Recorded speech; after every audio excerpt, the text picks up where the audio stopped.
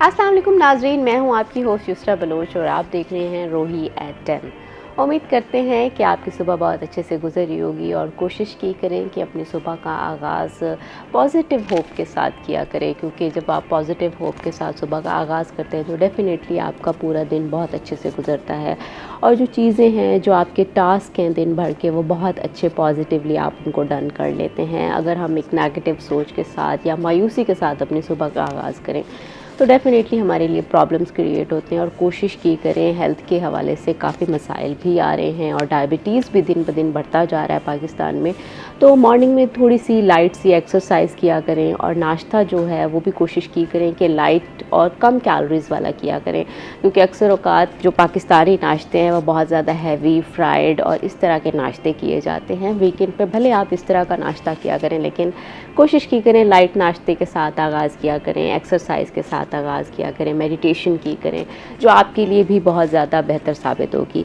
अभी आज हम डिस्कस करेंगे हफ्ते भर की स्टोरीज़ के ऊपर बात करेंगे और हफ्ते भर की स्टोरीज़ के ऊपर हम जब बात करेंगे हमारे साथ मौजूद हैं हमारे सीनियर रिपोर्टर हसन मलिक। हसन से बात करते हैं। हसन, वेलकम करते हैं आपको। Thank you so very much. कैसी हैं आप? खैरियत मैं से? बिल्कुल ठीक हूँ, आप सुनाएं, आप कैसे हैं? अल्हम्दुलिल्लाह मैं बिल्कुल ठीक हूँ, थैंक यू। अच्छा हसन, आगाज़ करते हैं हम मौसम से, क्योंकि मौसम में अचानक सी बड़ी तब्दीली आई है और पहले बहुत ज़्यादा गर्मी थी, गर्म हवा थी, अभी सडन चेंज आया है। शहरी भी खुश नज़र आ रहे हैं, क्योंकि मुल्तान में मौसम की तब्दीली ऐसे होता है कि जैसे एक ईद आ गई हो और मुल्तानी कह रहे होते हैं कि बारिश हो गई है और बड़ी स्ट्रीक्स वीडियोज़ शेयर हो रही होती हैं कि मुल्तान में ऐसा मौसम। तो ये बड़ी खुशाइन बात होती है और लोग शहरी मुल्तानी एंजॉय भी बहुत ज़्यादा करते हैं। कोई खाने को निकल जाता है, कोई किस तरह से। बिस्मिल्लाहिर्रहमानिर्रहीम। First of all thank you so very much for having me here. असल में मुल्तान के बारे में ऐसे समझ लें, एक हम सब लोगों की मुल्तानी हैं हम लोग, तो हमारा एक कंसेप्ट है कि मुल्तान में गर्मी अपने जोबन पर जाती हुई दिखाई देती है। तो मई जून का मौसम हो और उसमें एकदम से इस तरीके का मौसम आ जाए तो मुल्तान के वासियों के लिए वो कोई नेमत से कम कंसिडर ही नहीं किया जाता। आप ये देखें, अगर रमा हफ्ते की हम बात करें, मंडे से वेंसडे तक शदीद गर्मी थी। इतनी गर्मी थी कि जहाँ एक तरफ दिन के टाइम में शदीद गर्मी पड़ रही थी तो रात के टाइम में भी तकरीबन जो टेम्परेचर है वो 35 से 37 के अराउंड था। तो आप ये देखें कि अगर टेम्परेचर हो 35 से 37 के अराउंड रात के टाइम में और दिन के टाइम में जो सूरत हाल होती है वो तो तकरीबन वैसे ही 45 से 48 डिग्री सेंटीग्रेड तक जा रहा था। तो ये उसमें गर्मी की शिद्दत एकदम बढ़ रही थी। और फिर ये भी कहा जा रहा था महकमा मौसमियात की तरफ से कि हीट वेव अलर्ट जारी किया जा रहा है। उसके साथ जो सूरत हाल थी वो ये थी कि बताया ये जा रहा था कि हीट वेव के इम्कानात हैं और रात के टाइम में भी हीट वेव उसी तरीके से पड़ती हुई दिखाई देगी। मतलब दिन के टाइम में हीट वेव हो तो समझ आती है, रात के टाइम में भी अगर हीट वेव हो तो उसमें देखें शहरियों का क्या हाल होगा। सपोज अगर हम एग्जांपल लेते हैं, यहाँ पर एक बंदा जो इंडोर है, जिसके घर में एसी चल रहा है, एयर कंडीशन चल रहा है, उसके लिए इशू नहीं है। यहाँ प्रॉब्लम होता है गरीब के लिए। गरीब के लिए सबसे ज़्यादा मसाइल होते हैं। किसी ने बड़ी अच्छी बात की, उसने कहा कि दो लोगों को दो चीज़ें महसूस नहीं होती। एक वो बंदा जिसने गुर्बत को सिर्फ किताबों में पढ़ा हो, दूसरा वो बंदा जिसने सर्दी और गर्मी को खिड़की से खड़े होकर देखा हो। तो इन दो लोगों को तो वो चीज़ें महसूस ही नहीं हो सकती। वो बंदा, वही मजदूर से आप पूछें कि जिसमें वो पूरा दिन डायरेक्टली सूरज की रोशनी में खड़ा होकर पूरा दिन वो मजदूरी करता है, 1000, 1200, 1500 वो लेकर घर जाता है, घर में उसके 2 मरीज़ पड़े होते हैं, बिजली के बिल हैं, गैस के बिल हैं, घर के अपने मसाइल हैं। तो उन लोगों के लिए तो काफ़ी ज़्यादा ये इस तरीके का मौसम नेमत से कम नहीं होता। आंधी भी हो सपोज तो वो ये कहते हैं चलो अच्छा है कि हवा तो चल रही है, मट्टी सही, मट्टी तो पूरा दिन ही हम इसी तरीके से देखते रहते हैं, चले हवा तो चल रही है। तो ये वैसे ओवरऑल मौसम अल्हम्दुलिल्लाह मुल्तान शहर के वासियों के लिए कम नहीं है नेमत से। तो मौसम की एकदम से तब्दीली जो है आज भी, बल्कि ये प्रिडिक्शन की जा रही है कि आज भी मौसम इसी तरीके से रहेगा। दिन पूरा मतला अबर आलूद रहेगा। शाम के औकात में जो सूरत हाल है वो दोबारा आंधी चलती हुई दिखाई देगी। इसमें जो सबसे ज़्यादा जिस चीज़ पर फोकस किया जा रहा है वो ये किया जा रहा है कि जिन लोगों के घरों में सोलर पैनल्स लगे हुए हैं तो वो अपने सोलर पैनल्स का ख्याल रखें, क्योंकि इसी ही आंधी में एकदम से मतलब हवा है, हवा की और रफ्तार है। काफ़ी कॉन्शियस होते हैं जिन लोगों के बहुत बड़े बड़े प्रोजेक्ट्स लगे हुए जी हाँ। होते हैं, और जब बारिश आ रही होती है, याला बारी का खास कर तो बिल्कुल, खतरा बिल्कुल। होता है, उसके ऊपर बहुत अच्छा, ज़्यादा। याला बारी के टाइम में भी और आप आंधी के टाइम में भी देखें, याला बारी तो चलिए ठीक है, वो डायरेक्टली सोलर पैनल को हिट करती है। आंधी में सिर्फ नुकसान उस बंदे का नहीं है जिसके घर सोलर पैनल उखड़ कर जा रहा है, उस बंदे का भी है। अल्लाह ना करे अगर वो गुजर रहा है कोई और रोड पर वही सोलर प्लेटें आकर उसे लग जाती हैं, तो उस बेचारे की क्या सूरत हाल होगी। तो इसलिए कहते हैं कि वो आप जब भी कोई काम करवाएं तो वो आप थोड़े से पैसे ज़्यादा भर लें, लेकिन आप अच्छा क्वालिटी वाला काम करवाएं। आप इस चीज़ को ना देखें कि सस्ते में काम हो रहा है मेरा। वो सस्ते में एक तो जो बंदा काम करवा रहा होता है वो खुद भी डिस्टर्ब रहता है, उसके साथ जो लोग उसके इर्द गिर्द के होते हैं वो भी डिस्टर्ब होते हैं। तो कल भी बल्कि डिस्कशन जिस तरीके से स्टार्ट हुई है, तो कल भी बहुत सारी ऐसी वीडियोस, ऐसी तस्वीरें सोशल मीडिया पर वायरल हो रही थी कि जिसमें एज इट इज़ जो सोलर पैनल्स थे वो वैसे के वैसे उतरे हैं और उतर कर किसी गली में जा गिरे हैं, रोड पर जा गिरे हैं, लोगों के घरों में जा गिरे हैं, जिससे वो सोलर प्लेट्स का तो नुकसान हुआ ही हुआ है, जिन लोगों के घरों में गए हैं, जिन दीवारों पर जाकर गिरे हैं, तारों पर जाकर गिरे हैं, तो उनका भी नुकसान साथ हुआ है। भी नुकसान हुआ है। तो मतलब आज भी एक ये भी तो हसन ट्रेंड है ना कि पाकिस्तान में लोग सस्ती चीज़ को ज़्यादा प्रेफर करते हैं और कहते हैं कि हम इस तरफ चले जाएं और उसको फिर एंजॉय करेंगे, जबकि उसके फिर रिजल्ट्स जो है वो बड़े भयानक निकलते हैं और फिर उनको डबल दोबारा लगाना पड़ता है। और आप ये देखें कि कॉन्सिक्वेंसेस क्या निकलते हैं इनमें। हम तो कभी भी हमेशा हम लोग अनलकीली हम शॉर्टकट के चक्रों में रहते हैं। आप ये देखें कि हम ये चाहते हैं कि किसी तरीके से 2-4 पे बचा लें, लेकिन हम अपनी सेफ्टी प्रिकॉशंस और मेजर्स को नहीं देखते। उस टाइम में अगर आप अच्छे पैसे लगाकर और क्वालिटी काम करवाएं, क्वालिटी पर कभी भी आप कॉम्प्रोमाइज़ नहीं कर सकते। आप जिस जगह पर कॉम्प्रोमाइज़ करेंगे वहाँ फिर कहीं ना कहीं उसका आपको इम्पैक्ट भी देखना पड़ेगा, कॉन्सिक्वेंसेस भी देखने पड़ेंगे। अब आप ये देखें कि वो बेचारा एक बंदा जिसने अपनी जमा पूंजी लगाई, उस टाइम में उसने ये सोचा चले मेरा 20-25 हज़ार बच रहा है, तो जब तो आंधी आएगी देखी जाएगी। लेकिन आप ये देखें कि उस बेचारे की वो इन्वेस्टमेंट भी डूबी, उसकी सोलर प्लेटें भी टूटी, उसकी वायरिंग दोबारा होगी, जिस जगह पर जाकर गिरी उन लोगों का भी नुकसान हुआ। तो इसमें एक बंदा इन्वॉल्व नहीं है, इसमें मल्टीपल पीपल इन्वॉल्व हैं, इसमें मल्टीपल डायमेंशन इन्वॉल्व हैं। तो वो देखना चाहिए इंसान को कि यार अगर हम कोई काम कर रहे हैं तो उसमें क्वालिटी पर कंप्रोमाइज़ ना किया जाए, और वो फिर उसके इम्पैक्ट जो है वो भी बड़े बुरे और बड़े भयानक निकलते हैं। लेकिन आज की जिस तरीके से बात हो रही है तो आज भी सेम यही सूरत हाल है कि आज भी आंधी के इम्कानात जाहिर किए जा रहे हैं।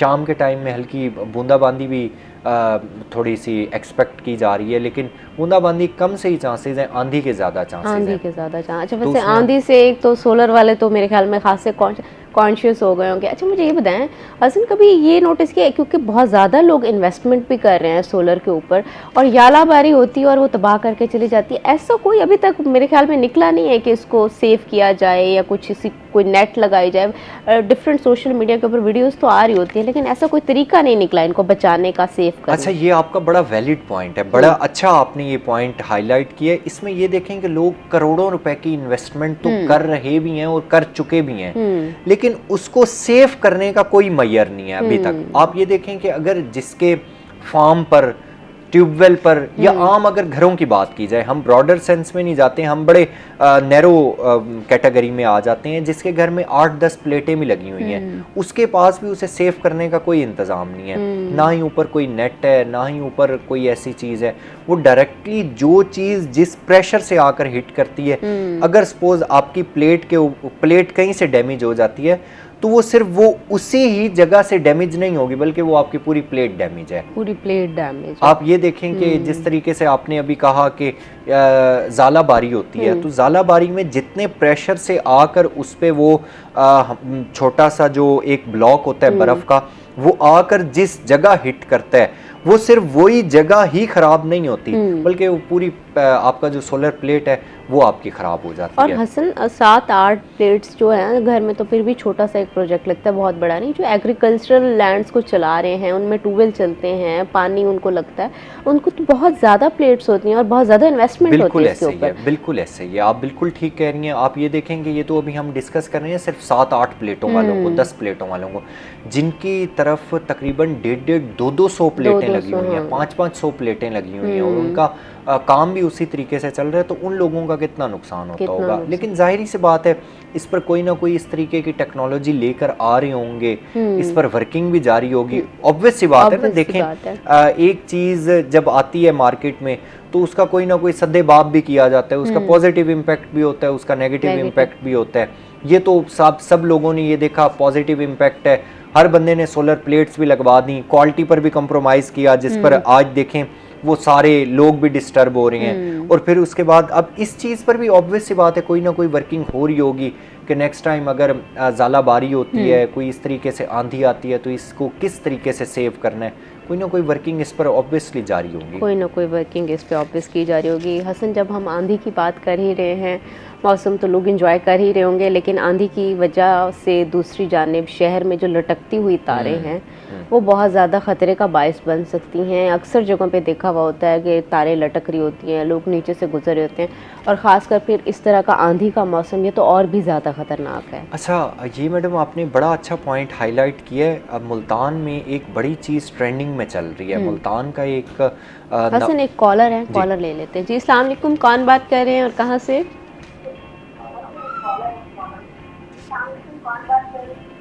टीवी की आवाज़ बंद कर लें आप।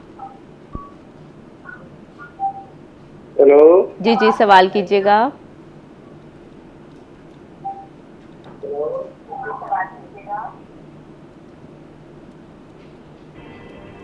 ठीक है, कॉल ड्रॉप। हसन, अभी हम जाते हैं ब्रेक पे। नाजरीन, वापस आएंगे तो कॉन्वर्सेशन को यहीं से कंटिन्यू करेंगे, हमारे साथ रहिएगा। वेलकम बैक नाजरीन। इससे पहले हम हफ्ते भर की स्टोरीज़ के ऊपर बात कर रहे थे, अभी हम थोड़ी सी बात करते हैं जायकों के ऊपर, खानों के ऊपर। डेफिनेटली जब जायकों और खानों की बात आए तो अक्सर पहला सवाल यही आता है कि कौन से रेस्टोरेंट में, कौन सी जगह पे अच्छा फ़ूड मिलेगा, क्वालिटी फ़ूड मिलेगा, टेस्ट भी होगा और प्रेजेंटेशन भी होगी। तो पहले तो बड़ी मुश्किल होती थी ऐसी चीज़ें, ऐसी जगहें ढूंढने के लिए, लेकिन आजकल बहुत आसानी रहती है क्योंकि सोशल मीडिया आ चुका है और डिजिटल वर्ल्ड है, तो उसमें फ़ूड ब्लॉगिंग जो है वो एक बड़ा अहम किरदार अदा कर रही है, लोगों को अच्छी लोकेशंस बताने की जहाँ पे टेस्ट भी होता है, प्रेजेंटेशन भी होती है। और फूड ब्लॉगिंग एक ऐसा फील्ड बन चुका है अब तो मेरे ख्याल में सबसे पहले किसी ने अगर कोई जगह ढूंढनी हो, सर्च करनी हो, तो वो एक तो फूड ब्लॉगर्स को ढूंढते हैं कि ये अच्छा लोकेशन बता सकते हैं, अच्छा रेस्टोरेंट बता सकते हैं, तो वहाँ से वो सर्च करके उस जगह पर पहुँच जाते हैं। आज हमारे साथ स्टूडियो में भी एक फ़ूड ब्लॉगर अरबाब काकमानी मौजूद हैं। सर, आपको वेलकम करते हैं। कैसे हैं आप? जी ठीक, अल्लाह का शुक्र। सर, सबसे पहले तो ये बताएं कि आप शेफ़ भी हैं। अच्छा, पहले आप शेफ़ थे? जी जी, मैं प्रोफेशनल शेफ़ हूँ। ओके, फिर उसके बाद आप फूड ब्लॉगिंग की तरफ आए, में। तो ये सफ़र कैसे शुरू हुआ? मुझे लगा कि प्रोफेशनल शेफ़ होने के साथ साथ फूड ब्लॉगिंग भी ज़रूरी है, लोगों को असल खाने का टेस्ट दिखाना चाहिए। अच्छा, तो आपने इस तरह से अपना, दूसरी तरफ आप फूड ब्लॉगिंग की तरफ आपने कोई रैंडम वीडियो डाली थी या ऐसे ही बनाई थी या एक्चुअल प्लान करके बनाई थी? एक्चुअल प्लान करके बनाई थी। अच्छा, प्लान करके बनाई थी। ओके, अच्छा, तो मुझे ये बताएं कि कोई हर्डल्स भी आती थी शुरू पे और हेजिटेशन भी होती थी? बहुत ज़्यादा। अच्छा, हेजिटेशन हुई थी जी। तो फिर आपने कैसे ओवरकम किया था हेजिटेशन के? स्टेप बाय स्टेप वो होता गया खुद ही। अच्छा, तो फूड ब्लॉगिंग का फैसला आपने कब, जब व्यूज़ अच्छे आए, किस तरह से किया? फूड ब्लॉगिंग का डिसीजन मैंने इस तरह लिया कि जब दोस्त और रिश्तेदारों ने बार बार पूछना शुरू किया कि कहाँ का खाना किस होटल का सबसे ज़्यादा अच्छा है, तो सोचा कि अब कैमरे के सामने आ जाना चाहिए। अच्छा, सही। अच्छा, तो जो एक अच्छा फूड ब्लॉगर होता है उसकी अहम सबसे इम्पोर्टेंट खूबी क्या होती है? Honest opinion. अच्छा, ऑनेस्ट ओपिनियन। अच्छा, मुझे लगता है कि बहुत सारे पेड ओपिनियन भी होते हैं। जी बिल्कुल होते हैं। अच्छा, तो आप किस तरह से पेड ओपिनियन देते हैं? नहीं, कभी नहीं। Honest opinion. अच्छा, ऑनेस्ट ओपिनियन देते हैं। अच्छा, मुझे ये बताएं, आप खुद सबसे अच्छा क्या बनाते हैं? बहुत सारी चीज़ें हैं। कोई एक यदि बताएं जो आपकी फैमिली को, फ्रेंड्स को बहुत ज़्यादा पसंद आती हो। बारबेक्यू। अच्छा, बारबेक्यू। सही। वैसे तो दुनिया में बहुत अच्छे, बहुत बड़े बड़े नाम हैं शेफ़ के, ज़्यादातर मेल ही होते हैं, लेकिन खासकर पाकिस्तान में मर्द हजरात का शेफ़ बनना और इस फील्ड की तरफ जाना ज़रा अच्छा नहीं समझा जाता, लेकिन है बहुत पॉजिटिव चीज़, एक बहुत अच्छी स्किल है आपकी, क्योंकि ज़िंदा रहने के लिए कुकिंग डेफिनेटली, चाहे मर्द हो या औरत हो, दोनों को आनी चाहिए। तो आपने शेफ़ बनने का कैसे डिसाइड किया था कि मुझे ये सीखना चाहिए, इस तरफ आना चाहिए? डिसाइड तो नहीं किया था, बस मजाक मजाक में बन गया शेफ़। अच्छा, मजाक मजाक में कैसे? बस थोड़ी सी ऐसे। स्टोरी शेयर करें हमारे साथ। समर वेकेशंस थी, तो कज़न ने कोथम से कोर्स किया, उसने ज़बरदस्ती मुझे भी करवा दिया कि तुम भी साथ चलो। अच्छा। तो जब मैं गया वहाँ इंटरेस्ट बढ़ा इन चीज़ों में, नॉलेज मिला फूड के बारे में, तो फिर बस बढ़ता गया शेफ़। अच्छा, फिर आप बनते गए शेफ। अच्छा, तो शुरू में जाहिर सी बात है, क्योंकि फ़ीमेल्स का तो फिर भी थोड़ा सा रहता है, मदर्स के साथ वो किचन में रहती हैं, काम शाम करती रहती हैं, तो कुकिंग का थोड़ा बहुत उनको आइडिया हो जाता है। लड़के जो होते हैं बहुत ज़्यादा, अनफॉर्चुनेटली बॉयज़ किचन में बहुत कम जाते हैं, तो शुरू में वो लहसुन, प्याज और ऐसी चीज़ों की स्मेल इरिटेट करती थी जब आप कुकिंग सीख रहे थे? बहुत ज़्यादा।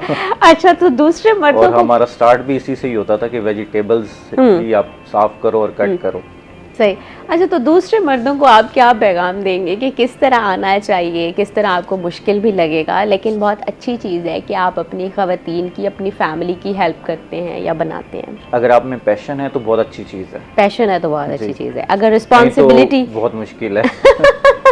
अच्छा, तो क्या समझते हैं कि जो मेल हैं उनको इस तरफ आना चाहिए? बिल्कुल आना चाहिए। आना चाहिए। अच्छा, तो घर में कुकिंग शुकिंग करनी चाहिए, कुकिंग करनी चाहिए और उसके बारे में नॉलेज भी होना चाहिए। नॉलेज भी होना चाहिए। अच्छा, वैसे ये क्यों एक ऐसा रुझान क्यों है कि मर्द जो होते हैं वो किचन की तरफ थोड़ा सा लेस इंटरेस्टेड होते हैं? क्योंकि उनकी फील्ड नहीं होती ना। फील्ड कैसे? अच्छा, कैसे समझते हैं कि फील्ड क्यों नहीं होती? क्योंकि खाना तो दोनों ही खाते हैं, फीमेल भी खाती है, मेल भी खाता है। बस एक साइकी है मेल हजरात की कि ये हमारी फील्ड नहीं है, हमें इस चीज़ से दूर रहना है। हाँ। एक अनाम समझ लें। अच्छा, मुझे ये बताएं कि फूड ब्लॉगिंग करते वक्त अक्सर जो होता है उसमें वीडियोस में आ रहा होता है कि प्रेजेंटेशन का बहुत ज़्यादा ख्याल रखा जा रहा होता है और जायके का नहीं। इसका हम जवाब लेते हैं ब्रेक के बाद। अभी हम जा रहे हैं ब्रेक से वापस आएंगे तो कॉन्वर्सेशन को यहीं से कंटिन्यू करेंगे, हमारे साथ रहिएगा। वेलकम बैक नाजरीन। अभी हम थोड़ी सी हफ्ते भर की स्टोरीज़ के ऊपर बात करते हैं। हसन से हसन हम लटकती हुई तारों के ऊपर बात कर रहे थे और दूसरा आंधी भी चल रही है, मौसम भी, वेदर भी इस तरह का है, तो क्या कहेंगे उसके ऊपर? ये तो बहुत ज़्यादा ख़तरनाक है। अच्छा, इसमें ना आप ये देखें कि एक आपने वीडियो देखी होगी, बड़ी वायरल हुई हुई थी कि मुल्तान का एक नवाही इलाका है मौज़ा साले महे। मौज़ा साले महे का स्कूल है government elementary school. Government elementary school के बिल्कुल ऑपोजिट एक खंबा है और वो वहाँ से तारें आगे पूरे के पूरे इलाके में जा रही हैं। मतलब बच्चे जब वहाँ आते हैं स्कूल में या वहाँ से जाते हैं तो वो उन्हीं तारों के ऊपर से गुजर कर जाते हैं।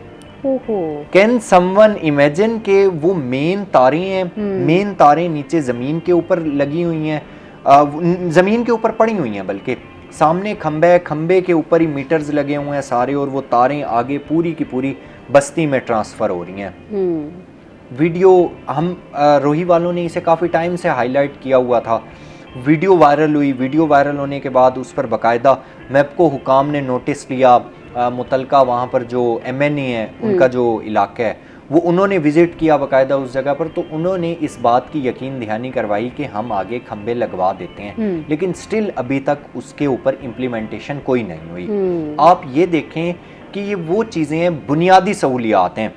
आपके घर में गैस होनी चाहिए, सीवरेज होनी चाहिए, आपके घर का रोड बना हुआ होना चाहिए और आपके घर तक इलेक्ट्रिसिटी की एक्सेस होनी चाहिए। आप अंदाज़ा लगाएं कि आज इंतज़ामिया सो कॉल्ड ये दावे करती है, या मुल्तान के जो हुक्मरान हैं सो कॉल्ड वो ये दावे करते हैं कि हम मुल्तान को बहुत ज़्यादा अपडेट, अपग्रेड और मतलब इतना ज़्यादा उसमें इन्वेस्टमेंट कर रहे हैं कि लोगों को शायद ये फील हो कि यूरोप में हम आ गए हैं। तो आप अंदाज़ा लगाएं उस यूरोप को हमने क्या करना है कि जिस स्कूल के सामने एक खंबा हो और कितने 100 बच्चे उस स्कूल में पढ़ते हों और उन तमाम बच्चों की जिंदगियां दाव पर लगी हुई दाव हैं। पर लगी हुई। इट मीन्स के ये तो कोई भी बड़ा हादसा हो सकता है, अल्लाह ना करे। इट मीन्स कि आप सिर्फ प्रोजेक्शन वहां पर करना चाह रहे हैं जिस जगह पर आपको लाइमलाइट में आने का शौक हो। आपके हलके में इंतजामिया है, इंतजामिया को शायद नहीं पता होगा। इट मीन्स के इंतजामिया की नजरों से भी अगर एक चीज ओझल है तो उन्होंने तवज्जो ही नहीं दी वहां पर। वहां की इलाका मकीन कहते हैं कि हमने एक नहीं मुतअद्दिद मरतबा हमने दरखास्तें सबमिट करवाई हैं, ज़बानी कलामी नहीं, उनके पास एविडेंसेस हैं, उनके पास प्रूफ हैं बाकायदा एप्लीकेशंस के, लेकिन क्या कुछ लेकिन भी नाज़रीन नहीं ये हुआ। तो उससे भी आगे का मामला है। हम तो लटकती हुई तारों के ऊपर बात कर रहे थे, ये तो बिछी हुई और तारें। आप बिछी हुई तारें, आप अंदाजा लगाएं कि उस जगह पर कहीं शॉर्ट सर्किट हो जाए, कहीं स्पार्किंग हो जाए, बारिश हो जाए। आप देखिए अक्सर बारिश बात का ऐसे मौसम है, मौसम में स्पार्क होता है। स्पार्क हो जाता है, तो वहां पर फिर इंतजामिया को होश आएगी जिस टाइम पर सर से पानी गुजर जाएगा। हम तो मुतअद्दिद मरतबा इन चीज़ों को हाईलाइट करने का मकसद ही यही होता है कि हम उन तमाम चीज़ों की निशानदेही करें जो लोगों की फलाह बहबूद के लिए हैं, जो लोगों की आसानी के लिए हैं। इंतज़ामिया को हम बारहा मरतबा आगाह करते हैं कि ये लोगों के मसाइल हैं, आप इन मसाइल को हल करें। तो स्कूल के सामने बिछी हुई तारों आप मतलब वो शायद आप एक मिनट के लिए अगर उस चीज़ को ऐसे विजुअलाइज करें कि छोटे बच्चे आ रहे हैं, एलिमेंट्री स्कूल है, 5 साल का बच्चा, 7 साल का, 10 साल का, 12 साल का, इतने छोटे बच्चों को नॉलेज भी नहीं होता कि कहाँ से बचना है, कहाँ से नहीं अच्छा बचना। आप ये देखें कि अल्लाह ना करे उनमें से कोई बच्चा वो वहाँ खेलता हुआ जाकर सिर्फ तार को पकड़ ले, उसका इम्पैक्ट क्या होगा, उसका खमियाज, उस नुकसान का खमियाजा कौन अदा करेगा कि जिसके वालिदैन का बच्चा, जिन्होंने ये सोचकर भेजा हो कि बच्चा हमारा पढ़ने गया हुआ है और वो जाकर तारों को हाथ लगा रहा है और इंतजामिया बेहिस है। तो उसमें किसका कसूर है? मैपको इंतजामिया से बात करें तो वो कहते हैं कि ये एक ऐसे ही प्राइवेट जगह तो जिस पर खंबे असल तो उस तरफ कोई मुतबादिल रास्ता नहीं है जहाँ से बच्चे वो अख्तियार करें और स्कूल की तरफ जाएं? नहीं, वो स्कूल का जो मेन गेट है उसके बिल्कुल सामने एक खंबा लगा हुआ है और वही ही मेन गेट है, उसके अलावा कोई और मेन गेट नहीं है उस स्कूल का। वहीं से ही बच्चे आते हैं, वो बाकायदा गुजरगाह है। अच्छा। लोगों का गुजरने, स्कूल नहीं है वहाँ पर, वो लोगों की आगे बाकायदा पूरी एक आबादी है, वहाँ से लोग गुजर कर अपने घरों में जाते हैं, वहाँ से एक पूरा प्रॉपर एक रास्ता है, लोग उसे यूज करते हैं, स्कूल में आने जाने वाले बच्चे हैं, उधर रिहायशी इलाके है, लोग गुजरते हैं, हज़ारों की तादाद में वहाँ से लोग गुजरते हैं। ये तो बहुत बहुत बड़ा वाक़या कोई हो सकता है। इंतज़ामिया को चाहिए इसके ऊपर एक्शन ले, सोचे, कुछ देखे। लटकती तारों पर हम बात कर रहे थे, ये तो बिछी हुई तारें, एक चलता फिरता एटम बम वहीं पर स्कूल के सामने पड़ा हुआ है और कितनी तादाद में बच्चे जाते हैं, आबादी भी रहती है। तो अल्लाह ना करे कोई इस तरह का वाक़या हो, लेकिन उससे पहले चाहिए इंतज़ामिया उसके ऊपर एक्शन ले। अच्छा, दूसरा हम डेफिनेटली पाकिस्तान के मसाइल इतने ज़्यादा होते हैं हसन, हम बहुत ज़्यादा खुशी की खबरें तो मेरे ख्याल में कोई 1-2 हमें मिलती हैं, ज़्यादातर मसाइल ही मिलते हैं और हम कोशिश भी करते हैं मसाइल उजागर किए जाएं ताकि उनके ऊपर एक्शन लिया जाए। तारों की बात हो रही है, तारों से फिर एक और जुड़ा हुआ मसला आ रहा है कि मुल्तान में स्ट्रीट लाइट्स की कमी की वजह से बड़ी डकैतियाँ हो रही हैं, क्राइम हो रहा है और ख़ासकर जो ख़वातीन हैं वो बहुत ज़्यादा परेशान दिखाई देती हैं। मैंने अपने सर्कल में भी काफ़ी सारे लोगों से सुना है कि कुछ ना कुछ, कोई बाइक वगैरह कुछ इस तरह का, मोबाइल कुछ भी ना हो तो मोबाइल तो हर इंसान के पास होता है, मोबाइल स्नैचिंग और इस तरह के वाक़यात काफ़ी सामने आ रहे हैं। अच्छा, स्ट्रीट क्राइम के हवाले से बात की जाए तो स्ट्रीट क्राइम मुल्तान में नुमाया हद तक बढ़ता हुआ दिखाई दे रहा है। CCD के आने के बाद से वो एक डर खौफ लोगों में पैदा हुआ था, लेकिन उसके बाद जो अब इस टाइम करंटली सूरत हाल है उसमें ये है कि एक तो लॉकडाउन 8 बजे, दूसरा फिर गैर ज़रूरी लाइट्स बंद कर दी गई, उसकी वजह से अंधेरा, तीसरा जिस जगह पर आप अंदाज़ा लगाएं कि लोगों के दुकानों के बाहर या घरों के बाहर जो लाइट्स लगी हुई थी उनकी रोशनी होती थी और रात को 12-1 बजे तक नॉर्मली गर्मियों में हर बंदा जाग रहा होता है और रोड पर रश होता ही है। अब आप ये देखें कि 10 बजे तक तो लॉकडाउन है, 8 बजे तक लॉकडाउन है, 10 बजे तक टेक अवे है। तो आप ये देखें कि 11 साढ़े 11 बजे करीब प्रॉपर सड़कों पर सुनसानी हो जाती है, लाइट्स भी बंद है। अब हर रोड के ऊपर स्ट्रीट लाइट भी नहीं लगी हुई, जिस रोड के ऊपर स्ट्रीट लाइट है, चलें वो तो रोड पर स्ट्रीट लाइट जल रही है, उसका ऐसा इशू नहीं है। जिस रोड पर स्ट्रीट लाइट ही नहीं है और उसी रोड पर कंस्ट्रक्शन भी हो रही है और उसी रोड को तोड़ा हुआ भी है, एज सच हिफाजती बैरियर्स भी नहीं लगे हुए। तो आप ये देखें कि हम क्राइम को तो चने बाद में डिस्कस करते हैं, ये तो बुनियादी चीज़ है जिसमें लोग गुजरते हैं जब हादसा बढ़ते हुए दिखाई देते हैं। आप ये देखें दिन के टाइम में तो फिर आपको गड्ढा भी नजर आ जाता है कि इतना बड़ा गड्ढा है, आपने थोड़ा सा साइड से होकर गुजरना है। कहीं किसी जगह पर कोई पत्थर डले हुए हैं, किसी जगह पर मट्टी पड़ी है, बजरी पड़ी है, कहीं कोई पाइप पड़े हैं सीवरेज के, तो वो आपको दूर से ही नज़र आ जाते हैं और इंडिकेट भी कर देते हैं।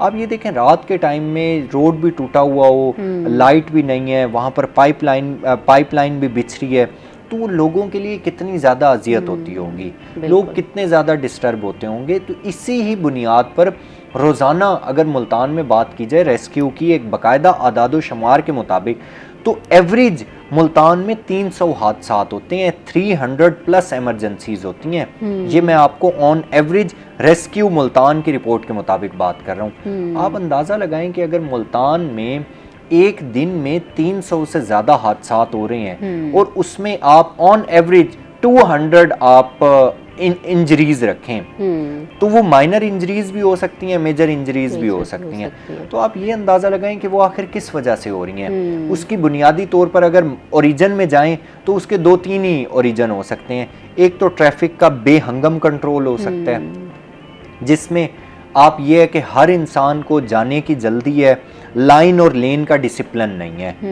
गाड़ी वाली लाइन में मोटरसाइकिल वाला भी चल रहा है और इस बिल्कुल एक्सट्रीम लेफ्ट वाली लेन से गाड़ी वाले ने इंडिकेटर लगाकर और यू टर्न भी लेना है। तो आप ये देखें कि ये चीज़ें भी हादसात का सबब बन रही हैं। रोंग यू टर्न भी लेने हैं, वन वे भी करना है, तो ये एक चीज़ नहीं है, मल्टीपल फैक्टर्स इन्वॉल्व हैं इसमें, मल्टीपल चीज़ें हैं इसमें जो कहीं ना कहीं किसी ना किसी तरीके से एंड में आकर, वो किसी ने बड़ी अच्छी बात की है, उसने कहा कि वक्त करता है परवरिश बरसों हादसा एकदम नहीं होता। तो वो परवरिश कई टाइम से हो रही होती है उसकी, फिर आकर एंड में वो जब नुकसान होता है तो फिर इंसान समझता है, इंसान कहता है कि पता नहीं ये क्या हो गया है। तो अभी अरबाब से भी थोड़ा सा गुफ्तगू को लाइट करते हैं, अरबाब से भी डिस्कशन करते हैं। अच्छा अरबाब, मुझे ये बताएं कि जब कोई रेस्टोरेंट में अक्सर लोग जाते हैं, आप लोग तो ये ऑब्ज़र्व करते होंगे, लोग प्रेजेंटेशन को ज़्यादा वैल्यू करते हैं या टेस्ट को? टेस्ट को वैल्यू करते हैं, लेकिन टेस्ट के साथ साथ प्रेजेंटेशन भी होनी चाहिए। प्रेजेंटेशन होगी तो आपका फूड का टेस्ट नहीं भी है तो आप सेटिस्फाई होगे उससे। अच्छा, काफी तो ज़्यादा दोनों चीज़ों को ही करते हैं, ऐसा नहीं है कि किसी। अच्छा, कभी कभी ऐसा हो कि अगर आपके सामने कोई चीज़ आई हो और वो आपको पसंद बहुत ज़्यादा आ रही हो, टेस्ट में बहुत अच्छी लग रही हो, लेकिन उसकी प्रेजेंटेशन बहुत ज़्यादा वीक हो, तो आप उसको किस तरह से फिर डिफेंड करते हैं और कैसे ऊपर लेके आते हैं उस चीज़ को? मेरे लिए टेस्ट और कुकिंग मेथड जो है वो वैल्यू रखता है। प्रेजेंटेशन अगर हो जाए तो प्लस पॉइंट है, ना हो तो कोई इशू नहीं। अच्छा, आपके लिए नहीं है, लेकिन जो आपकी ऑडियंस है उनको आप कैसे कायल करते हैं, बताते हैं? उनके लिए प्रेजेंटेशन बहुत ज़रूरी है। जब वो देख के खुश होंगे तो टेस्ट भी उनको बेहतरीन लगेगा। अच्छा, तो इस तरह नहीं होता कि आप कहें कि प्रेजेंटेशन ना हो, कि आपने लॉजिक्स इतनी दी हो, अपनी गुफ्तगू से इतना सपोर्ट किया उस डिश को कि उस डिश को लोगों ने मान लिया हो कि अच्छी है जी। अच्छा, मुझे ये बताएं कि किसी रेस्टोरेंट का रिव्यू करते वक्त या किसी भी फूड का रिव्यू करते वक्त आप किन चीज़ों का बहुत ज़्यादा ख्याल रखते हैं कि इनको मलूज़े खाते रखा जाए कि इससे ये चीज़ ख़राब ना हो, या बहुत ज़्यादा मैं इसकी तारीफ़ ना कर दूँ, इतनी ये डिज़र्व नहीं करती?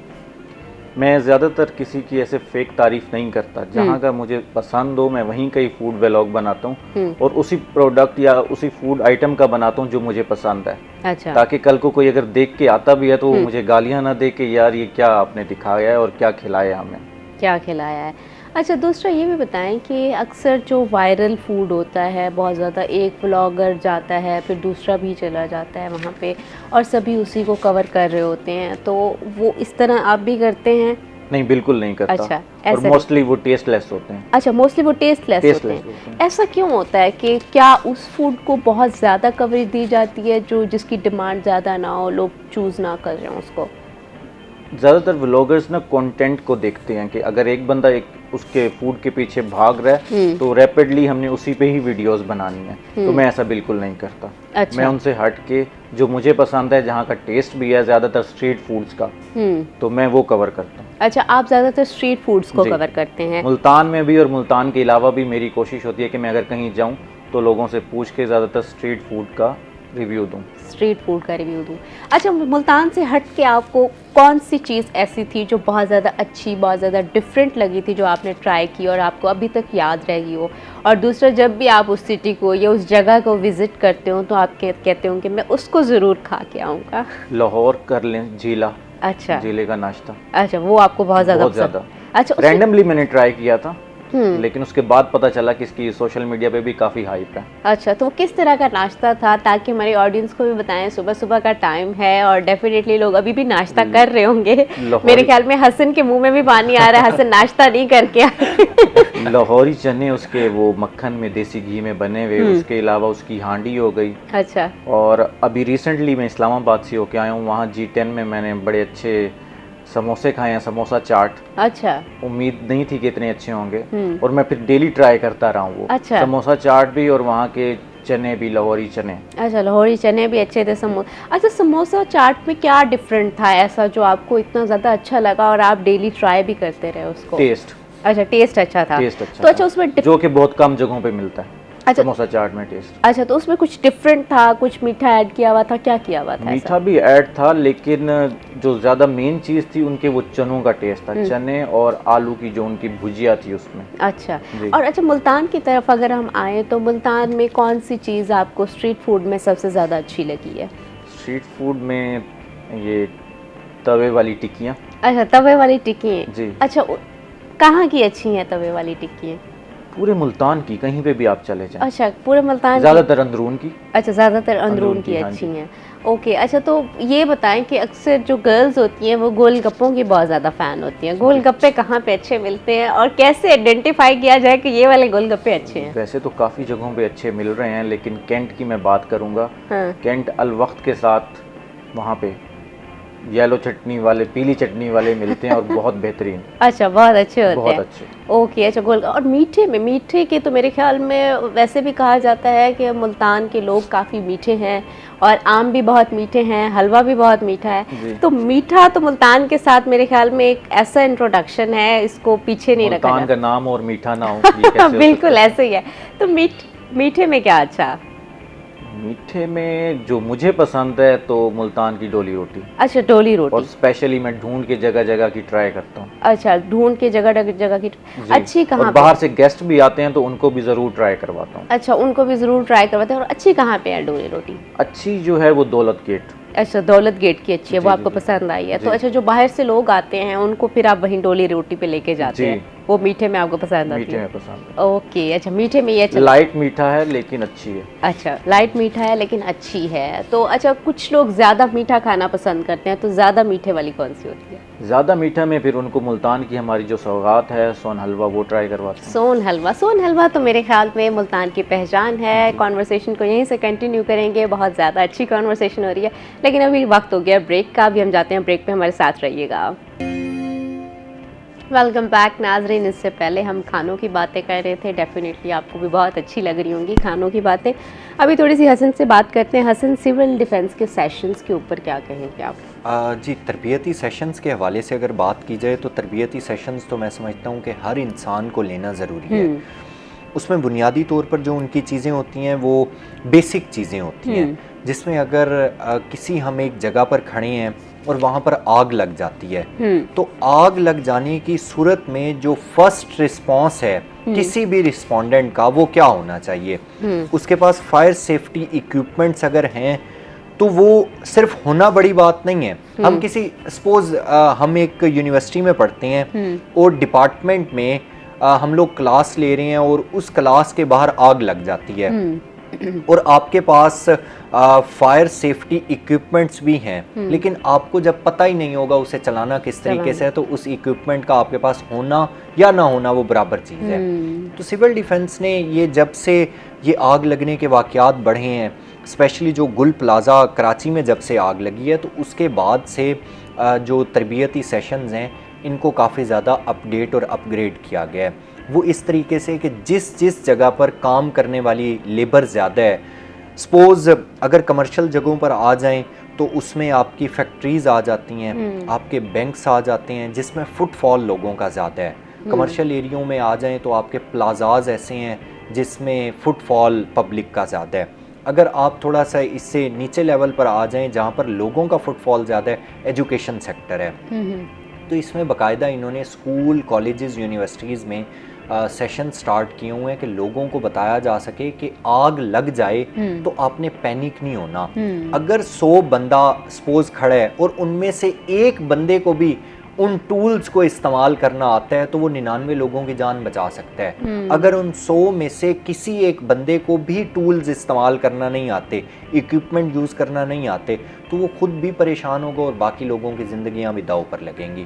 तो बड़ी सिंपल से मेथड्स हैं, एक्सरसाइजेज हैं, क्योंकि इंसान करेगा सीखेगा। Exercise make a man perfect, वो जिस तरीके से हम बचपन से ईडीएम सुनते आ रहे हैं, तो आप जब तक चीज़ों को अपने हाथ से नहीं गुजारेंगे तो आपको प्रैक्टिकली चीज़ों का पता नहीं चलेगा। तो इसलिए अब सिविल डिफेंस ने स्कूल, कॉलेजेस, यूनिवर्सिटीज़, कमर्शियल इदारों में, कमर्शियल जगहों पर ये अपने सेशंस इसीलिए कंडक्ट करवाना स्टार्ट किए हुए हैं कि लोगों को पता चले। अगर सपोज ये तो आग लग जाने से, आग किसी भी तरीके से लग सकती है। हम एक स्टूडियो में बैठे हैं और वहाँ पर स्पार्किंग होती है, ज़रूरी नहीं है कि वहाँ पर लकड़ियाँ लेकर आई जाएं और उसके बाद कोई चीज़ वहाँ से आग लगेगी। स्पार्किंग से हो सकती है, किसी भी कमरे में, घर में आग लग सकती है, किसी भी तरीके से पेट्रोल पंप्स पर अक्सर पेट्रोल पंप्स पर लग सकती है। तो मतलब ये ऐसी जगह हैं जहाँ पर कोई भी अगर बंदा खड़ा है तो अगर उनमें से किसी एक बंदे को भी इक्विपमेंट यूज़ करने आते हैं तो बाकी तमाम लोगों की जान बचा सकते हैं।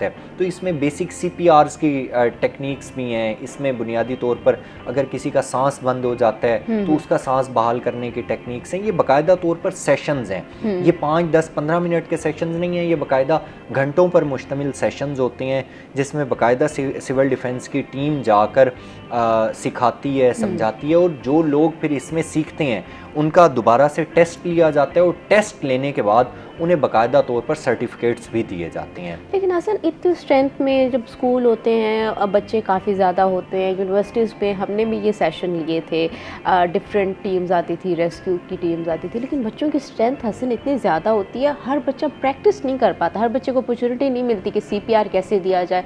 वो एक जर्नल सा देख लेता है, लेकिन जब तक इंसान डमी के ऊपर या किसी चीज़ के ऊपर प्रैक्टिस नहीं करता तो उसको डेफिनेटली आता तो नहीं। जी, आपकी बात बिल्कुल ठीक है, क्योंकि स्ट्रेंथ ज़्यादा होती है, टाइम मैनेजमेंट उस तरीके से नहीं होती और फिर इक्विपमेंट्स भी उस तरीके से नहीं होते कि हर बंदा परफॉर्म कर सके। वो कहते हैं कि ना होने से होना बेहतर होता है। एक इंसान जिसको बिल्कुल नॉलेज ही नहीं है, अगर उसने सपोज परफॉर्मेंस नहीं की हुई लेकिन वो सेशन लिया हुआ है, तो उसके बैक ऑफ माइंड में वो चीज़ रह जाएगी कि अगर मैं ट्राई करूं, या मैंने उस इंसान को देखा था कि वो नोजल को इस तरीके से पकड़कर पीछे से क्लिप को इस तरीके से प्रेस कर रहा था और फिर किस डायरेक्शन में वो आग बुझ रही थी, तो वो पता होता है। एक इंसान जो एक लेमैन है, कॉमन पर्सन है, मुझे अगर सपोज पता ही नहीं है और मेरे साथ बैठे हुए इंसान को ये पता है कि उसने सेशन लिया था लेकिन उसने प्रैक्टिकली नहीं किया था, और आपको पता है कि आपने सेशन भी लिया था और आपने प्रैक्टिकली भी किया था, आप सबसे टॉप प्रायोरिटी पर होंगी, सेकंड नंबर पर वो इंसान होगा जिसको पता होगा, थर्ड नंबर पर मैं तो कॉमन पर्सन हूँ, मुझे तो पता ही नहीं है कि क्लिप को मैंने किस तरीके से पुश करना है, मैंने नोजल को किस तरीके से पकड़ना है और मैंने किस डायरेक्शन में फायर सेफ्टी टूल्स को यूज करना है। तो मतलब वो अगर आपने प्रैक्टिकली नहीं भी किया हुआ लेकिन आपने वो सेशन लिया हुआ है तो वो आपके लिए काफ़ी ज़्यादा कारआमद साबित हो सकता है। काफ़ी ज़्यादा कारआमद साबित हो सकता है। कुछ ना करने से कुछ करना डेफिनेटली बेहतर होता है। तो अभी अरबाब की तरफ भी चलते हैं। अरबाब, जब बात हो रही है चैलेंजेस की और इस तरह की बात हो रही है सेल्फ डिफेंस की, तो अच्छा आपसे हम ये पूछते हैं कि फूड ब्लॉगिंग के दौरान सबसे बड़ा चैलेंज क्या आया? सबसे बड़ा चैलेंज ये आया कि लोगों की तनकीद, फैमिली सपोर्ट नहीं थी, क्या वजह? लोगों की तनकीद और जो फूड ब्लॉगर्स थे सीनियर, उनकी तनकीद। अच्छा, उनकी आपकी तो ये फील्ड नहीं है, आप इसमें क्यों आ रहे हैं?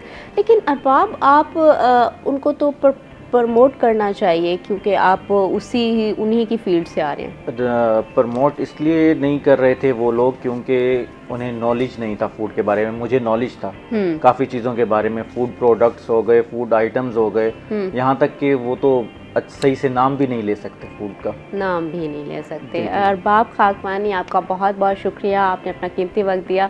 हसन मलिक, आपका भी बहुत बहुत So शुक्रिया, kind आपने of अपना you. कीमती So वक्त kind दिया है। of you. नाजरीन, अभी हम जाते हैं ब्रेक पे, ब्रेक से वापस आएंगे तो नए मेहमानों का आपसे तारुफ करवाएंगे, हमारे साथ रहिएगा। वेलकम बैक नाजरीन। इससे पहले हम फूड ब्लॉगिंग के ऊपर बात कर रहे थे और हफ्ते भर की स्टोरीज़ के ऊपर बात कर रहे थे। अभी हम बात करते हैं, ईद उल अज़हा करीब है और कुर्बानी के जानवर ख़रीदे जा रहे हैं। दूसरी जानिब महंगाई भी बहुत ज़्यादा है और कुर्बानी हमें ज़ाहिर सी बात है एक ऐसी इबादत है जो हमें ये सिखाती है कि अल्लाह की राह में अपनी सबसे प्यारी चीज़ हम कुर्बान करते हैं।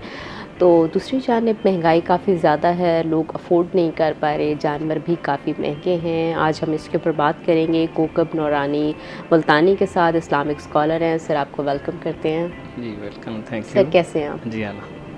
सर, अच्छा, सबसे पहले हम आगाज़ करते हैं क्योंकि ईद करीब है और ज़ाहिर सी बात है लोग मंडियों की जानिब जा रहे हैं, जानवर ख़रीद रहे हैं और महंगाई भी बहुत ज़्यादा है। जैसे कि पेट्रोल के प्राइसेस काफ़ी ज़्यादा है, तो डेफ़िनेटली कुर्बानी के जानवर लाने में, ले जाने में जो बेचने वाले लोग हैं उनके ऊपर भी ज़ाहिर सी बात है काफ़ी बोझ आ रहा है, तो वो भी जानवर महंगा बेच रहे हैं। तो आजकल के दौर में कुर्बानी की क्या अहमियत है, इसको थोड़ा सा बयान करें। बिस्मिल्लाहिर्रहमानिर्रहीम। इन्ना आतैना कल कौसर फसल्लि लिरब्बिका वन्हर। सूरह अल कौसर की मैंने इब्तदाई आयत आपके सामने तिलावत की।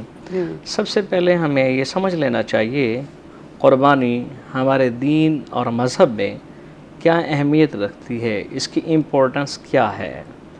सबसे पहले हमारे यहाँ दो अल्फाज सुनाए जाते हैं जिससे किसी इबादत या किसी भी काम की फजीलत व अहमियत का अंदाज़ा होता है, जिसको हम शरई इस्तिलाह के अंदर फ़र्ज़ और वाजिब कहते हैं। फ़िक़्ह हनफ़ी के नज़दीक कुर्बानी हर आकिल, बालिग़, मर्द, साहिब इस्तिताअत, मर्द औरत, मुकीम मुसलमान पर वाजिब है।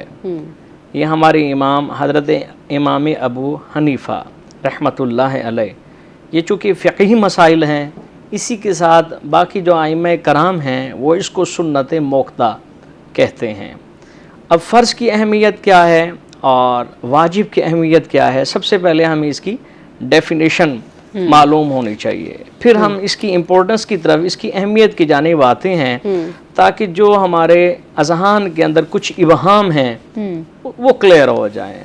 बहुत सारी ऐसी चीज़ें हैं जो हम बहुत लाजिम और मज़लूम समझते हैं, हालांकि हमारे दीन के अंदर उसमें बहुत छूट दी गई है। छोटी छोटी रस्म और रिवाज को हमने अपने ऊपर इतना इम्पोज किया होता है कि हम समझते हैं कि शायद इसके बगैर हम मुसलमान ही नहीं रहेंगे। ग्राउंड रियलिटी के अंदर हकीकत में ऐसा नहीं होता।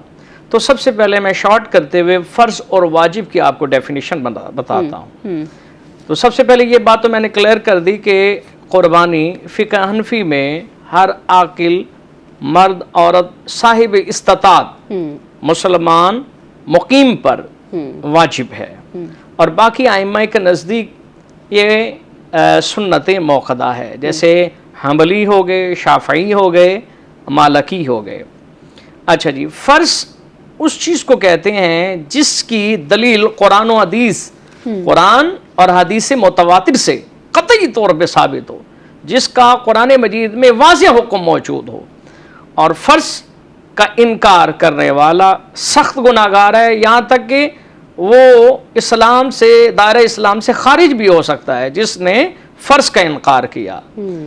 अच्छा जी, अब ये फ़राइज़ क्या हैं, जैसे हम नमाज, रोज़ा, हज, ज़कात, इसकी फ़र्ज़ियत का इनकार नहीं कर सकते। अगर जो भी करेगा एक हद तक, जिसने नहीं पढ़ा वो तो एक अलग बात है, वो गुनाहगार होगा, फ़र्ज़ का छोड़ने वाला गुनाहगार है। और इसी तरह वाजिब, जिसका हमें सबूत हदीस मुतवातिर से और कुरान मजीद की ज़नी दलील से हमें जिसका सबूत मिल जाए और इसके बारे में हजूर अलैहिस्सलातु वस्सलाम ने ताकीद की हो। इब्ने माजा शरीफ की हदीस है, नबी अलैहिस्सलातु वस्सलाम ने इरशाद फरमाया, जो इस्तात के बावजूद कुर्बानी नहीं करता वो हमारी कुर्बान गाह, हमारी ईदगाह के करीब ना आए। तो यहाँ से हमें ताकीदी इसलूब समझ आता है कि नबी अलैहिस्सलातु वस्सलाम ने साहिब इस्तात, जिसके पास एबिलिटी है, वसअत रिस्क है, उसको ताकीद की गई है, उसको हुक्म किया गया है। और जो आइम्मा इकराम इसको सुन्नत मौक़दा कहते हैं, वो भी साहिब इस्तात अगर कुर्बानी नहीं करता तो उसको नापसंद करते हैं, नापसंदीदा अमल जानते हैं। उनके नज़दीक कुर्बानी ना करने वाला गुनहगार नहीं होगा कि ना एक ना पसंदीदा अमल है। अल्लाह ने माल की वसअत दी है तो ये माल जो है बेसिकली आपने क्या करना है, अल्लाह के रास्ते में खर्च करना है। अल्लाह के रास्ते में नबी अलैहिस्सलातु वस्सलाम के बताए हुए तरीके के मुताबिक ईद कुर्बां, नबी अलैहिस्सलातु वस्सलाम की खिदमत में सहाबे कराम अर्ज़ करते हैं, या रसूलल्लाह ये कुर्बानी क्या है? फरमाया ये तुम्हारे सुन्नती अबीकुम इब्राहीम, ये तुम्हारे बाप इब्राहीम अलैहिस्सलातु वस्सलाम की सुन्नत है। तो ये हमें कुर्बानी यगानगत एसार हमें एक माल से, माल की मोहब्बत दिल से निकालने का दर्स देती है कि अपने माल को अल्लाह के रास्ते में कुर्बान करके ईद कुर्बान के दिन यतीमों, गरीबों, मस्कीन, बेवगान, ऐसे लोग जो सफ़ेद पोशी के आलम में आज के महंगाई के इस तूफान के अंदर, जैसे ईद कुर्बान के ऊपर बकरा ज़ेबा किया जाता है, बड़े गोश्त को ज़ेबा किया जाता है, तो इस तरह बहुत सारे ऐसे घराने हैं जिनको मैं पर्सनली तौर पे जानता हूँ, जिनको महीनों के बाद कोई गोश्त खाना नसीब होता है। तो ईद के मौके पर अगर जब साहिब इस्तात हजरात लोग कुर्बानी करते हैं तो उन गरीबों को मौका मिल जाता है अल्लाह ताला की नेमत हासिल करने का। उन बेवगान को, यतीमों को, लाचार को, बेवगान जो हमारे माशरे के अंदर मतवस्सित तबका सफ़ेद पोशी महंगाई की वजह से जो इंतहाई परेशानी के आलम में मुब्तला हो चुका है, उनको भी मौका मिल जाता है कि वो अल्लाह की नेमत गोश्त उनके दस्तरस तक भी पहुंच जाता है, उन तक भी पहुंच जाता है। अच्छा सर, दूसरा ये भी बताएं कि क्या माली मुश्किलात होने के बावजूद कुर्बानी का जज्बा या नियत करना भी अहम है? मैं थोड़ी सी गुजारिश करूं, मैंने जिस तरह पहले अर्ज़ किया, कुर्बानी जो है ये साहिब इस्तात पर फ़र्ज़ है। अब साहिब इस्तात किसको कहा जाता है ये भी मैं आपको उसकी डेफिनेशन डिफाइन कर देता हूँ।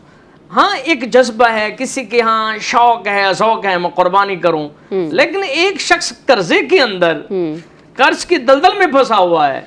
भाई ईद कुर्बान तो हमें हुक्म दे रही है आप अपने अमल से अल्लाह को राजी करें। और ये जो कुर्बानी है, चाहे आप लाखों के रुपए की करें या चाहे आप अपनी वसअत के मुताबिक जितने की भी करें, ये कुर्बानी का जो है इखलास, तक़वा, वो अल्लाह के नज़दीक पहुंचता है। सूरह हज की आयत नंबर 37 है, फरमाया अल्लाह को तुम्हारे कुर्बानी के गोश्त और खून नहीं पहुंचते, अल्लाह को तो तुम्हारा तक़वा पहुंचता है कि तुम्हारी नीयत कितनी है, अल्लाह के यहाँ तुम उसके यहाँ कितने परहेज़गार हो।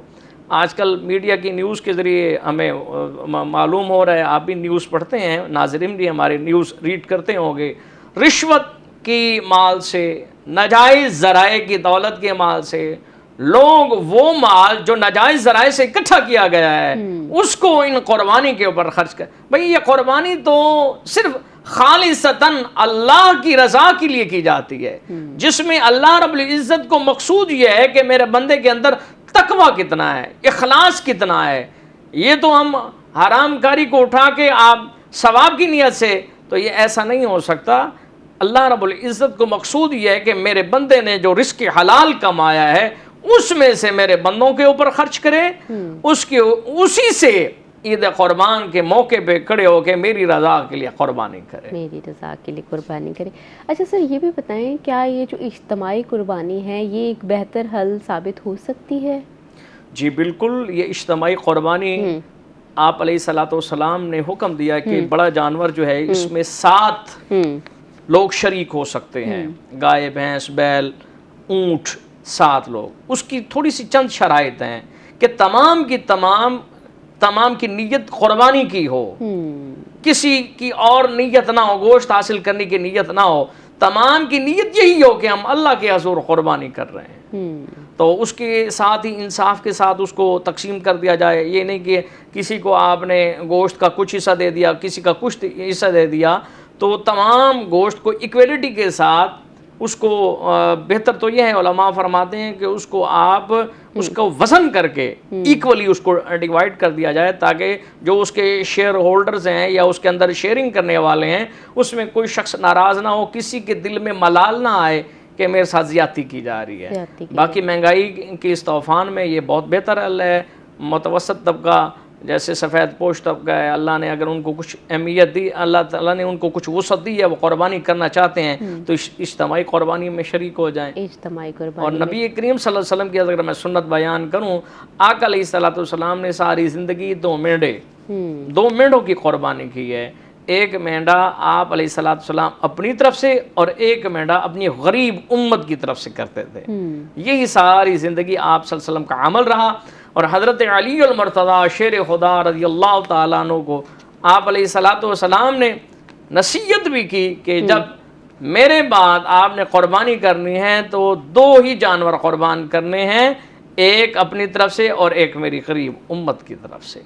सही सर। अच्छा, यहाँ पे एक ये सवाल भी जन्म लेता है, अक्सर औकात लोग अपने तो कुर्बानी करते ही हैं, लेकिन कुछ जगहों पे देखा जाता है कि किसी के वालिदैन की डेथ हो गई होती है, कोई अपने बीवी की अहलिया की डेथ हो गई होती है, तो वो उनके नाम की भी कुर्बानी कर रहे होते हैं। क्या ये जायज़ है, करनी चाहिए, या ये ऐसे उनका अपना एक शौक़ है, दिल को खुशी देने के लिए वो इस तरह से करते हैं? देखिए, बहुत सारी ऐसी चीज़ें हैं जिसको हमने इस्लाम और दीन के साथ जोड़ दिया है, जिसकी असल या बेस हकीकत में नहीं है। ये बिल्कुल इसी तरह हमारे माशरे के अंदर ये एक रस्म बन गई है, ये एक रिवाज बन गया है, आप कुर्बानी करें उसका सवाब आपको मिलेगा। तो उनके लिए कोई भी अच्छा नेक अमल करेंगे, कोई भी नेक अमल करें तो उनको सवाब पहुंचता है। बेहतर ये है कि आप उनके लिए कोई सदका जारिया कर दें, उनके लिए कोई सदका जारिया करके। बाकी जो आपके मरहूमीन हैं वहाँ वजूब साबित नहीं होता। कुर्बानी जो है एक वाजिब अमल है, ठीक है। जिस तरह कोई फौत होने वाला, उसकी नमाज हम नहीं पढ़ सकते। मैं उसकी हिस्से की नमाज, मैं कहूँ जी मेरा कोई वालिद फौत हो गया तो मैं उसकी हिस्से की नमाज ज़ोहर भी पढ़ दूँ, नमाज असर भी पढ़ दूँ, तो ये एक हमारी अपनी बनाई हुई बातें हैं। बाकी दीन इस्लाम के साथ इसका कोई ताल्लुक़ नहीं है। दीन इस्लाम के साथ इसका कोई ताल्लुक़ नहीं है। अच्छा सर, दूसरा आपने सही तरीका भी बताया कि किस तरह से गोश्त को तकसीम करना चाहिए, लोगों तक देना चाहिए। डेफिनेटली आपकी सोसाइटी में ऑब्ज़र्व करते होंगे चीज़ें किस तरह से चल रही हैं, तो आपको क्या लगता है कि आजकल के दौर में जैसे इस्लाम ने कहा है वैसे ही तकसीम होता है ईद के ऊपर गोश्त? जी, ये तो हमारी अपनी कमज़ोरियाँ हैं। तो हमारे यहाँ तो रिवाज है कि वो जैसे ही जानवर पर छुरी फेर दी जाती है तो ऐसे ऐसे अज़ाब जो तकसीम किए जाए वो हमें पसंद नहीं होते, वो गरीबों में तकसीम कर दिए जाते हैं। और जो उसकी गोश्त के ख़ास अज़ा होते हैं वो हम अपने फ्रिजों की ज़ीनत बना देते हैं और अपने लिए। नबी अलैहिस्सलाम ने इरशाद फरमाया, जो चीज़ तुम दूसरों अपने लिए पसंद करते हो वही अपने दूसरे मुसलमान भाई के लिए पसंद करें। तो इंसाफ का तकाजा तो यही है, इखलास का तकाजा तो यही है, अल्लाह की रज़ा का तकाजा तो यही है कि कुर्बानी जो है हमने अल्लाह की रज़ा के लिए की है। तो गरीबों, यतीमों, मसाकीन के अंदर हम ज़्यादा से ज़्यादा इसको तकसीम करें, डिवाइड करें, शेयर करें। लेकिन अगर किसी ने अपने घर की ज़रूरत के लिए रख लिया है तो इस्लाम इससे भी मना नहीं करता। इससे भी मना नहीं करता। अच्छा सर, अक्सर औकात ये होता है कि कुर्बानी करने के बाद उसके 3 हिस्से बनाए जाते हैं और कहा जाता है गरीबों का, एक रिश्तेदारों का और एक घर का हिस्सा है। लेकिन अक्सर जगहों पे ये कहा जाता है कि फ़लाँ ने कुर्बानी की हुई है, रिश्तेदार हैं, उनके घर ऑलरेडी गोश्त मौजूद है, तो वो रिश्तेदारों के घर गोश्त नहीं भिजवाते। तो ये भी मुनासिब है तरीका कि वो भी नहीं भिजवाते क्योंकि इन्होंने कुर्बानी की हुई? अक्सर लोगों के जहन में आता है कि उनके घर कुर्बानी हुई हुई है। जी जी, मैंने इब्तदा में जिस तरह आपको बताया है कि इसमें जब हम कुर्बानी करते हैं, यतीम, बेवगान, मसाकीन, सफ़ेद पोश हजरात जिनके यहाँ ये गोश्त नहीं पहुँचता, जिनके यहाँ तो पहले मौजूद है, अगर आप वहाँ पहुँचाते हैं तो ये एक मोहब्बत का तकाजा तो हो जाएगा, ये इखलाकी तकाजा तो हो जाएगा। क्योंकि आप जब किसी से को गिफ्ट देते हैं, उससे लेते हैं, एक मोहब्बत पैदा होती है इससे। तो ये भी इसमें कोई मना नहीं है। लेकिन दुरुस्त अमल यही है, ज़्यादा इखलाक के नज़दीक आला इखलाक यही है कि जिसके यहाँ कोई चीज़ नहीं पहुँची आप उसके यहाँ पहुँचाएँ। जिसके यहाँ तो पहले ही वाफर मिकदार में मौजूद है, उसको इस चीज़ की ज़रूरत ही नहीं है, तो क्योंकि उनके यहाँ पहले ही वाफर तादाद में मौजूद है, तो बेहतर तरीका यही है कि हमारे यहाँ जैसे ओल्ड सेंटर हैं, बहुत सारे ऐसे यतीम खाने हैं, ऑर्फन होम्स हैं, बहुत सारे ऐसे इवेंट्स हैं जहाँ गरीब इलाकों में चले जाएं, जहाँ कहीं भी कोई मुतवसत कोई अमीर बंदा या कोई साहिब इस्तादाद बंदा नहीं है, पूरी बस्तियों के बस्ते, पूरी मोहल्लों के मोहल्ले, और वो लोग एक दूसरे से मांग भी नहीं सकते। ईद का मौका होता है, हर किसी की इज्जत नफ्स मौजूद होती है, तो उनकी इज्जत नफ्स भी इजाज़त नहीं देती कि हम जाके लोगों को कहें जी कुर्बानी का गोश्त। मैंने कई ऐसे बेशुमार घराने देखे हैं जो ईद के रोज़ भी मुर्गी का गोश्त मजबूरन ला के घर में पका रहे हैं। तो बेहतर यही है आप अपने मोहल्ले की, अपने रिश्तेदारों की लिस्ट बनाएं पहले, सबसे पहले इसकी ट्रेडिशन को तोड़ें कि हम रिश्तेदारों, हाँ जिनके यहाँ वाफर मिकदार में मौजूद है उनको उसकी चीज़ की ज़रूरत ही नहीं है, आप लिस्ट बनाएं उन रिश्तेदारों की, उन महल्लेदारों की जिनके यहाँ कुर्बानी नहीं की गई, जो इंतहाई गरीब, नादार, मजदूर, लेबर तबका है, या कोई तनख्वाहदार तबका है महदूद, अगर किसी की तनख्वाह है तो फैमिली पर्सन ज़्यादा हैं, उनकी बेसिक नीड्स उन तक नहीं पहुँचती, उनकी लिस्ट बनाएं और उनकी ज़रूरत से पहले उनके दस्तरस तक पहुँचाएँ। इंशाल्लाह आपकी कुर्बानी कबूल भी है, मकबूल भी है, अल्लाह के यहाँ कुर्बानी की असल हकीकत भी इंसान को हासिल हो जाएगी।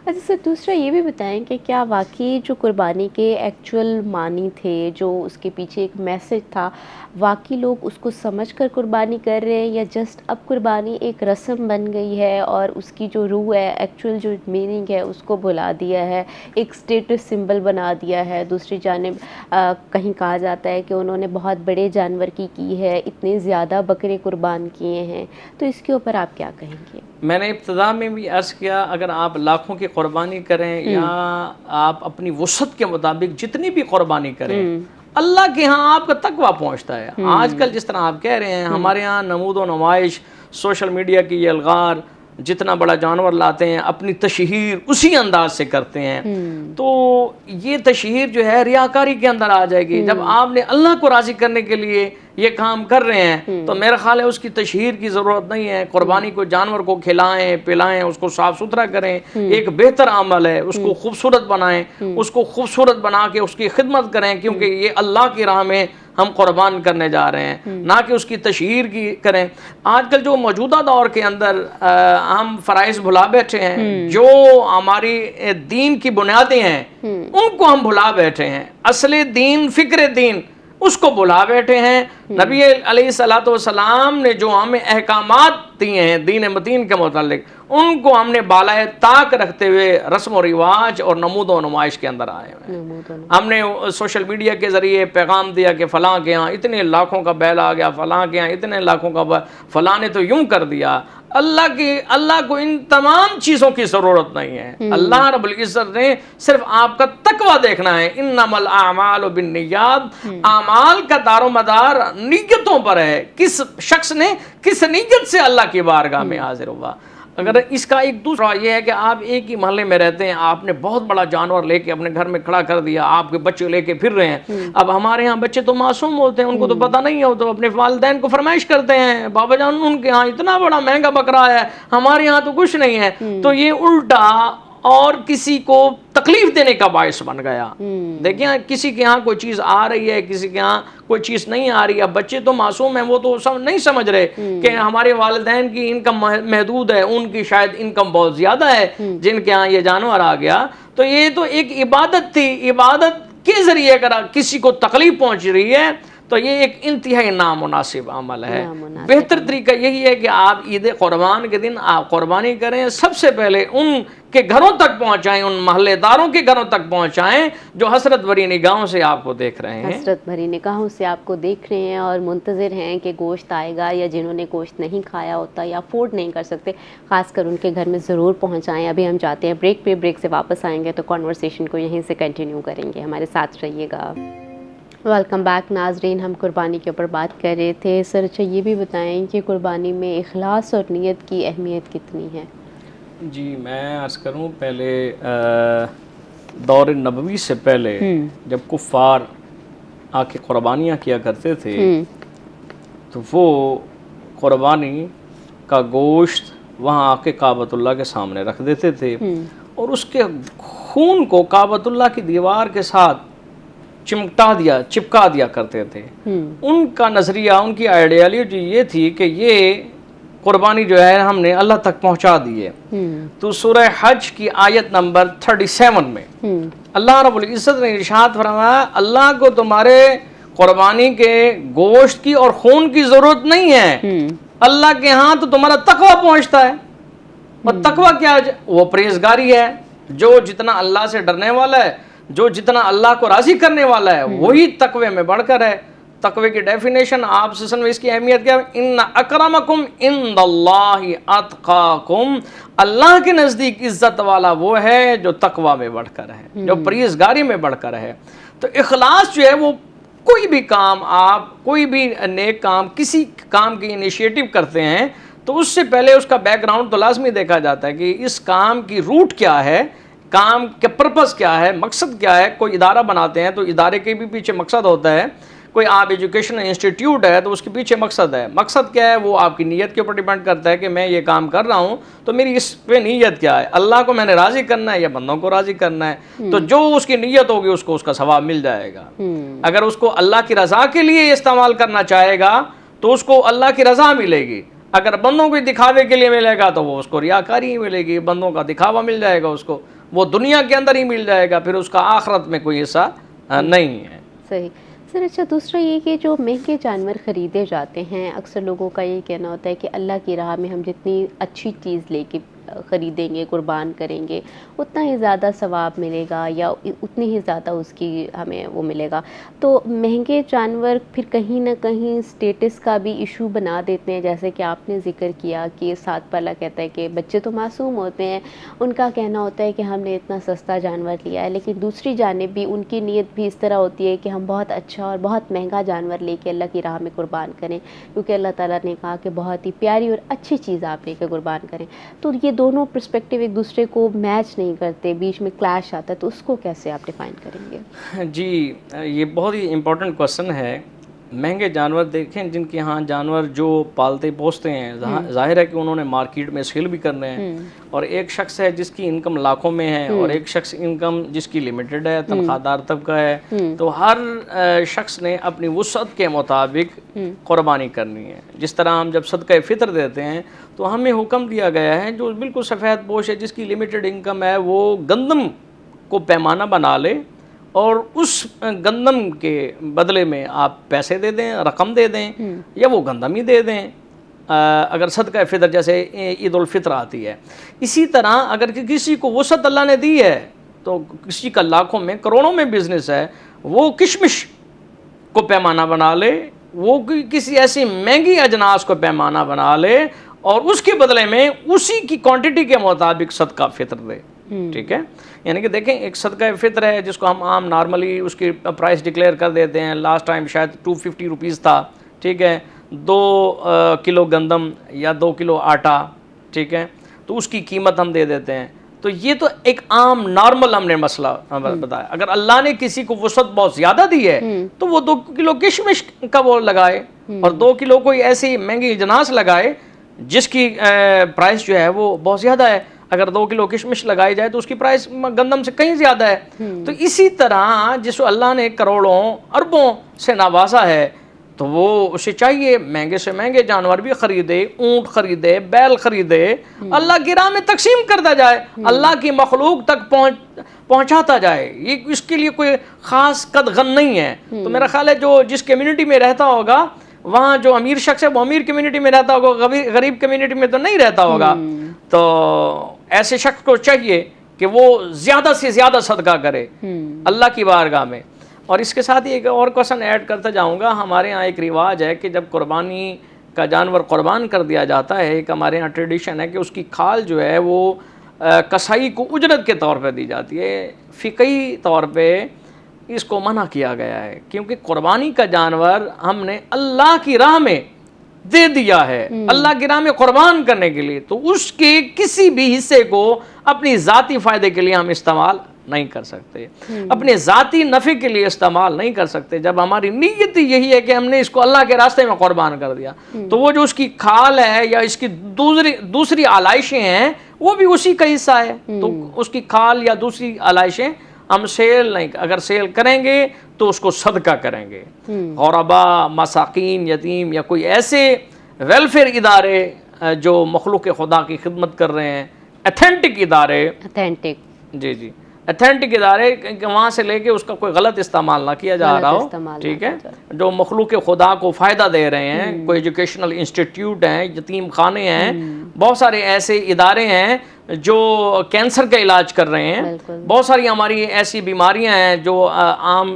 बंदा उसका इलाज अफोर्ड नहीं कर सकता। थैलीसीमिया के पेशेंट हैं तो उनको ऐसे दीन मतीन की खिदमत करने वाले इदारे हैं जहाँ हज़ारों सैकड़ों की तादाद में तलबा गाँव से आते हैं, शहरों से आते हैं, दीन मतीन का इल्म हासिल करते हैं। उन इदारों के बहुत सारे एक्सपेंस होते हैं, वो भी इसी के ऊपर डिपेंड करते हैं। अब तो हुकूमत ने इसके लिए काफ़ी लाहे अमल तय कर दिया है कि आके इदारा पहले अपने आप को रजिस्टर्ड करवाए, वेरीफाई करें कि वाकई इसकी एबिलिटी है, ये वाकई इसका फिजिकली यहाँ मौजूद है, काम कर रहा है। तो ये बहुत अच्छा इनिशिएटिव है। उसको रजिस्टर्ड करके उसको परमिशन दी गई है कि जाके आप कुर्बानी की खालें अपने लिए आप कलेक्ट कर सकते हैं। बस ख्याल रहे कि रजिस्टर्ड इदारों को आप कुर्बानी की खालें पहुंचाएं ताकि वो किसी कार खैर में इस्तेमाल हो सके।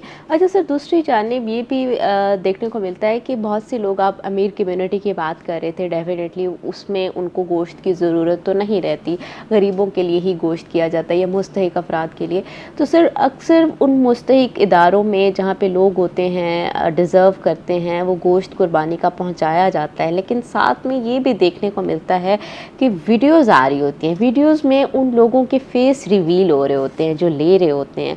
तो अक्सर लोग अपना फेस रिवील नहीं करना चाहते कि हमें लोगों को अंदाज़ा ना हो किसने लिया है, किसने लिया है। और इस्लाम भी इस हवाले से काफ़ी उसके ऊपर ज़ोर देता है कि रिवील ना किया जाए अगर किसी की मदद की जाए।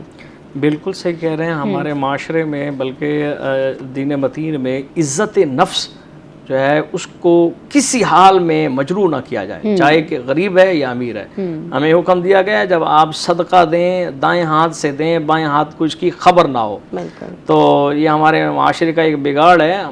बहुत सारे इस्लामी ममालिक हैं, जैसे सऊदी अरेबिया के अंदर हज के मौके पे जब इतनी सैकड़ों लाखों की तादाद में कुर्बानियाँ की जाती हैं तो लामहला इतना गोश्त वहाँ ज़रूरत नहीं है। और सऊदी अरेबिया की जो कम्युनिटी है वो वहाँ कोई पुअर कम्युनिटी नहीं है, तो लिहाजा जब उनकी ज़रूरत से वाफिर होता है तो वहाँ की गवर्नमेंट ने एक डिपार्टमेंट कायम किया है कि जो कुर्बानी की गोश्त को एक ख़ास तरीके से प्रिजर्व करके अफ्रीकी ममालिक के अंदर या ऐसे ममालिक के अंदर पहुंचा दिया जाता है जहां इसकी ज़रूरत होती है, जहां इसकी नीड होती है। इसी तरह हमारे यहाँ अगर कुर्बानी के गोश्त में किसी की तस्वीर बना के उसकी इज़्ज़त नफ्स मजरूह करना, ये इंतहाई इखलाक से गिरी हुई चीज़ें हैं। हमें तो हुक्म दिया गया है कि जब आप सदका दें एक हाथ से दें, दूसरे हाथ को इसकी खबर ही ना हो, तो ये एक खालिसतन अल्लाह की रज़ा के लिए होगा। अगर आप एक, अक्सर तस्वीर में देखा है कि एक खातून लेने वाली होती है, जब रमज़ान और मुबारक में राशन तकसीम हो रहे होते हैं तो एक घी का किसी ने पैकेट उठाया होता है, 10 बंदे उसे हाथ लगा के और एक किसी खातून, गरीब खातून को दे रहे होते हैं। तो ये इंतहाई शर्मनाक अमल है, हमारे माशरे पूरी कम्युनिटी के लिए इंतहाई शर्मनाक अमल है। और लोग बार बार इसके ऊपर क्रिटिसाइज की वजह से अब कुछ ना कुछ जान भी चुके हैं। और जो राशन वाले हैं, चूँकि हमारी NGOs का फंड होता है तो NGOs इस हवाले से या कोई जो फंडिंग करने जाते हैं तो खुद जो डोनर है वो खुद जा नहीं सकता, वो अपने किसी रिप्रेजेंटेटिव को भेजता है, वो उसको वेरीफाई करने के लिए भेजता है वाकई ये वहाँ तक पहुँचा रहा है या नहीं पहुँचा रहा। इसलिए उनको पिक्चर्स की ज़रूरत होती है डिपार्टमेंटल तौर पे कि ताकि हम जो डोनर है उसको दिखा सकें, देखें जी आपने जो फंड दिया था हमने वहाँ तक पहुँचा दिया। हाँ, सिर्फ उसी आपने उस डोनर तक पहुंचाने के लिए ये तो ठीक है, लेकिन उसको सोशल मीडिया के ऊपर उसकी तशहीर कर देना या प्रिंट मीडिया के ज़रिए उसकी तशहीर कर देना इंतहाई नामुनासिब अमल है। ये अखलाक से इंतहाई गिरी हुई बात है। किसी की नफ्स इज़्ज़त नफ्स मजरूह करना बहुत बड़ा गुनाह है। नबी अलैहिस्सलातु वस्सलाम ने इरशाद फरमाया मोमिन की शान काबतुल्लाह से भी ज़्यादा है। काबतुल्लाह, देखें, जिसका तवाफ जो है हर मोमिन की एक ख्वाहिश होती है कि मैं जाके अल्लाह के घर को देखूं, और अल्लाह के घर को देखना फरमाया जिसने पहली नजर से अल्लाह के घर को ईमान की निगाह से देख लिया, अल्लाह ताला उसके सारे गुनाह माफ फरमा देता है। ऐसे है जैसे आज ही अपनी माँ के पेट से आया हो, और फरमाया हज़रत उमर रज़ी अल्लाह ताला सामने खड़े होकर फरमाया, ए काबा, मेरे पाक पैगंबर ने फरमाया है कि मोमिन की हुर्मत अल्लाह के घर ये काबतुल्लाह से भी ज्यादा है। तो मोमिन की हुर्मत, मोमिन की इज्जत तो जब काबे से ज्यादा है तो किसी को मेरा ख्याल हक नहीं पहुंचता कि उसकी इज्जत को पामाल किया जाए या उसकी इज्जत नफ्स को मजरूह किया जाए, इज़्ज़त नफ्स को मजरूह किया जाए। अच्छा सर, जो सोशल मीडिया के ऊपर पिक्चर्स लगा रहे होते हैं या दिखा रहे होते हैं, कुछ लोगों का मानना ये होता है कि बहुत सारी चीज़ें देखने से दूसरे लोग भी अडॉप्ट करते हैं, ऐसे उनके माइंड में नहीं होती, मसरूफियात की वजह से या कुछ इस तरह से, तो वो उसमें जो उनके फेसेस होते हैं, जो लेने वाले होते हैं, उनको ब्लर कर देते हैं या कुछ इस तरह का कर देते हैं कि फेसेस नज़र नहीं आ रहे होते, लेकिन वो सोशल मीडिया पे ज़रूर लगाते हैं कि बाकी लोग भी इस तरफ आएँ देखें। तो इसका हम जवाब लेते हैं ब्रेक के बाद। अभी हम जा रहे हैं ब्रेक पे, नाजरीन हमारे साथ रहिएगा। वेलकम बैक नाजरीन, हम कुर्बानी के ऊपर बात कर रहे थे। ज़रा हम इस सवाल के ऊपर थे कि लोग सोशल मीडिया के ऊपर वीडियोस वगैरह हैं, लेकिन लोगों की तस्वीर जो लेने वाले होते हैं उनकी ब्लर कर देते हैं। तो इस तरह का जो काम होता है, और उनका मानना ये होता है कि दूसरे लोग भी इसको देख के अडॉप्ट करेंगे, इस तरफ आएंगे, मुस्तहिक अफराद के लिए ज़्यादा से ज़्यादा जो भी हो सकता है मदद इमदाद वो करेंगे। तो इसको किस तनाज़ुर में देखते हैं आप? जी मैं अर्ज़ करूँ, कंट्रीब्यूशन जब आप किसी से कलेक्ट करते हैं तो उसको कुछ ना कुछ आप अपना वर्क दिखा रहे होते हैं कि देखें जब हम कंट्रीब्यूशन कर रहे हैं तो इसके पैरेलल में हमने डोनर से अगर ये लिया है तो हमने यहाँ स्पेंड किया है। तो शायद इस चीज़ की हम गुंजाइश रख सकते हैं कि उसमें किसी का नाम प्रोमिनेंट ना किया जाए, किसी की तस्वीर को प्रोमिनेंट ना किया जाए। असल मकसद यह है कि किसी की इज़्ज़त नफ्स मजरूह ना हो। बाकी अपने काम को बेहतर से बेहतर बनाने के लिए कोई भी ज़राए जदीद दौर के उनसे सहारा लिया जा सकता है। बेसिक जो चीज़ है वो ये है कि किसी की इज़्ज़त नफ्स मजरूह ना हो, कोई प्रोमिनेंट ना हो कि बाज़ औक़ात फिर इसके बाद लोग घबराएं ना कि हमारी कहीं ये सोशल मीडिया पे फिर आपस में तानो तशनी शुरू हो जाती है। हमारे माशरे के अंदर बहुत सारे मसाइल जन्म लेते हैं। अगर किसी की माँ अगर डोनेशन लेने के लिए गई है तो उसकी बेटी का कहीं रिश्ता नहीं होगा, ये तो देखो ये तो मांगते हैं, इनकी तो एबिलिटी इतनी है, फिर वो माशरे के अंदर उसकी ज़िंदगी जो है वो बहुत मुश्किलात का शिकार हो जाती है। तो बेसिक चीज़ ये है कि अगर आप उसको मुकम्मल कर लेते हैं कि उसकी इज़्ज़त नफ्स मजरूह नहीं होती, उसकी पिक्चर को ब्लर कर देते हैं और उसको प्रोमिनेंट भी नहीं करते, उसका कोई नाम वगैरह नहीं आता, तो अपने काम को बेहतर अंदाज से करने के लिए शायद ये इतना गुंजाइश मौजूद है कि आप कर सकते हैं डोनर को एतमाद में लेने के लिए कि ये अगर हमने आपसे फ़ंड की कलेक्शन की है तो इसके पैरेलल में हमने इसको यहाँ स्पेंड किया है, यहाँ स्पेंड किया। अच्छा सर, दूसरी जानिब कुर्बानी के ज़रिए माशरे में भाईचारा जो है उसको कैसे फ़रोग़ दिया जा सकता है? देखें ये तो माशाल्लाह बड़ी बेसिक चीज़ है भाईचारा। आजकल जिस तरह नफ्सा नफ्सी का दौर आ चुका है, नबी अलैहिस्सलाम ने इरशाद फरमाया अगर कोई शख्स चाहता है कि मेरी उम्र में और मेरे रिस्क में बरकत हो, उसे चाहिए सिला रहमी इख्तियार करे, अपने रिश्तेदारों के साथ अच्छा सलूक करे। इंसान की सबसे पहले जो है वो रिश्तेदारों के अंदर, आजकल हमने देखा है फैमिली सिस्टम बड़े महदूद होते जा रहे हैं, मिलना मिलाना बहुत ही महदूद होता जा रहा है। लोग अब इस तरह पसंद नहीं करते कि एक दूसरे के घर में जाके अपना टाइम स्पेंड करें। पहले हमारे यहाँ ट्रेडिशनल जो हमारी रिवायती अंदाज, जो हमारा फैमिली सिस्टम यही था कि अगर दूर दराज में बेटियां रहती हैं तो वो अपने मेके में आके 10-10, 12-12 दिन, एक महीना तक क़याम करती हैं, जबकि अब ये चीज़ें ख़त्म होती नज़र आ रही हैं। तो मेरा ख्याल है ये बड़ी अच्छी ट्रेडिशंस हैं, ये बहुत ही अच्छी रिवायात हैं। कुछ ऐसी रिवायात हैं जो सिर्फ हमारी सकाफ़त का हिस्सा हैं। तो बेटियां घर में आएँ, बहनें घर में आएँ, सिला रहमी इख्तियार करना, इससे आपकी उम्र में भी बरकत होती है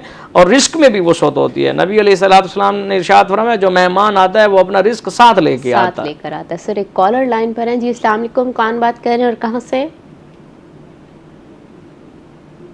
हेलो जी जी मैं आपको सुन रही हूँ। हेलो अस्सलाम वालेकुम, जमील बोल रहा हूँ भागलपुर से। अच्छा मेरा अल्लामा साहब से दो सवाल हैं छोटे छोटे। जी जी। एक तो ये है कि जब कुर्बानी का गोश्त आजकल गर्मी ज्यादा है तो ये भावलपुर के इर्द गिर्द में सराउंडिंग में जो झुग्गियों वाले हैं, जो झुग्गियों वाले वो 20-25-30 आदमी जो है अपनी रेडियों के साथ आ जाते हैं, रेडी दूर खड़ी कर देते हैं। उनमें मर्द भी होते हैं, बच्चे भी, खवातीन भी। वो हर घर के आगे जाके झमकटा लगा लेते हैं। अब लोग जो है गोश्त कहाँ बांटने जाएंगे, गर्मी में किस किस जगह कहाँ कहाँ पहुंचेंगे, लोग उन्हीं को देख के ना जान छुड़ा लेते हैं। क्या ये तरीका सही है? नंबर 1।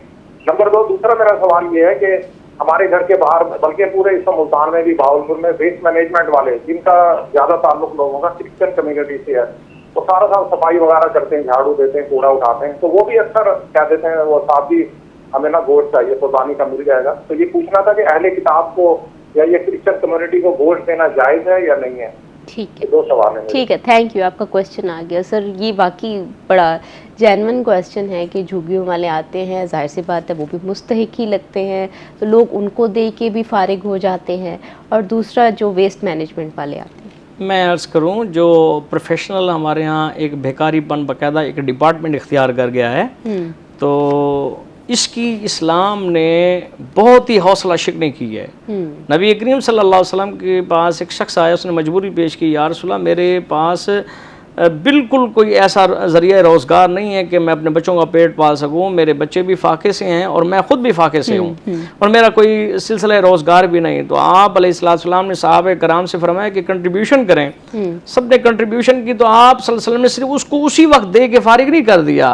अगर उसी वक्त दे देते तो वो तो भीख का आदी हो जाता। फरमाया जाओ, ये जो मैंने आपको कंट्रीब्यूशन दिया है, बाजार से कुल्हाड़ा खरीद कर लाएं। वो कुल्हाड़ा खरीद कर आया, फरमाया ये कुल्हाड़ा लो और जाओ जंगल से लकड़ियाँ इकट्ठी करो, जो बाकी पैसे बच गए आप सबकी खिदमत में पेश कर दिए गए। या रसूलल्लाह ये पैसे बच गए हैं, फरमाया जाओ इससे इसके बच्चों का खाना खरीद के लाओ। वो खाना खरीद कर लेके आ गए, तो फरमाया ये आज का खाना जाके अपने बच्चों को खिलाओ, ये कुल्हाड़ा लें, अब जंगल से लकड़ियाँ काट कर बाजार में सेल करें और डेली आपने मुझे 1 हफ्ते के बाद इसकी रिपोर्ट देनी है। नबी अलैहिस्सलाम से वो कुल्हाड़ा लेकर जंगल में लकड़ियाँ काटने लगा। आप अलैहिस्सलाम की खिदमत में रोजाना आता, वो बताता या रसूलल्लाह मैंने इतना काम किया, मेरी इतनी बचत हो गई, आपकी खिदमत में पेश करता रहता। 1 हफ्ते के बाद जब उसके पास कुछ अमाउंट जमा हो गई तो आप अलैहिस्सलाम ने फरमाया जिनसे हमने कंट्रीब्यूशन ली थी ये हमने पैसे उनको वापस कर रहे हैं। देखिए, किसी को उसके पाँव के ऊपर खड़ा कर देना ये सबसे बड़ी बहलाई है। अगर आप किसी को 10 रुपए 20 रुपए दे रहे हैं तो हमने तो बेगर्स का एक दरवाजा ओपन कर दिया है, तो उसको भीख का आदी बना रहे हैं।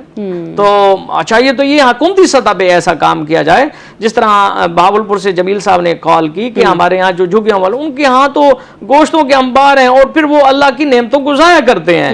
मैंने बेशुमार जगहों पे देखा है कि वो गोश्त की अलाइशों से जाके यहाँ जो हमारे यहाँ जो जिससे पापड़ फ्राई होते हैं, निम्को फ्राई होती है, अब यहाँ इस प्लेटफॉर्म से, चूँकि हमारा तो एक मजहबी प्रोग्राम था, तो उससे वो तेल निकाल कर मार्केटों में फरोख्त करते हैं। ये उनका बाकायदा तौर पे बिजनेस है। कुर्बानी के गोश्तों से वो तेल को एक्सट्रैक्ट करते हैं और फिर ये बाजारों में फरोख्त करते हैं। तो अगर उसको उन्होंने बिजनेस बनाना है तो मेरा ख्याल है ये वो मुस्तहिक नहीं है, और मुस्तहिक तक उसका हक पहुंचाना ये उसके ऊपर डिपेंड करता है जिसने अल्लाह की राह में सदका खैरात किया है। ये चूंकि अल्लाह की अमानत है, अल्लाह की अमानत उसके हकदारों तक पहुंचाना आपकी जिम्मेदारी है।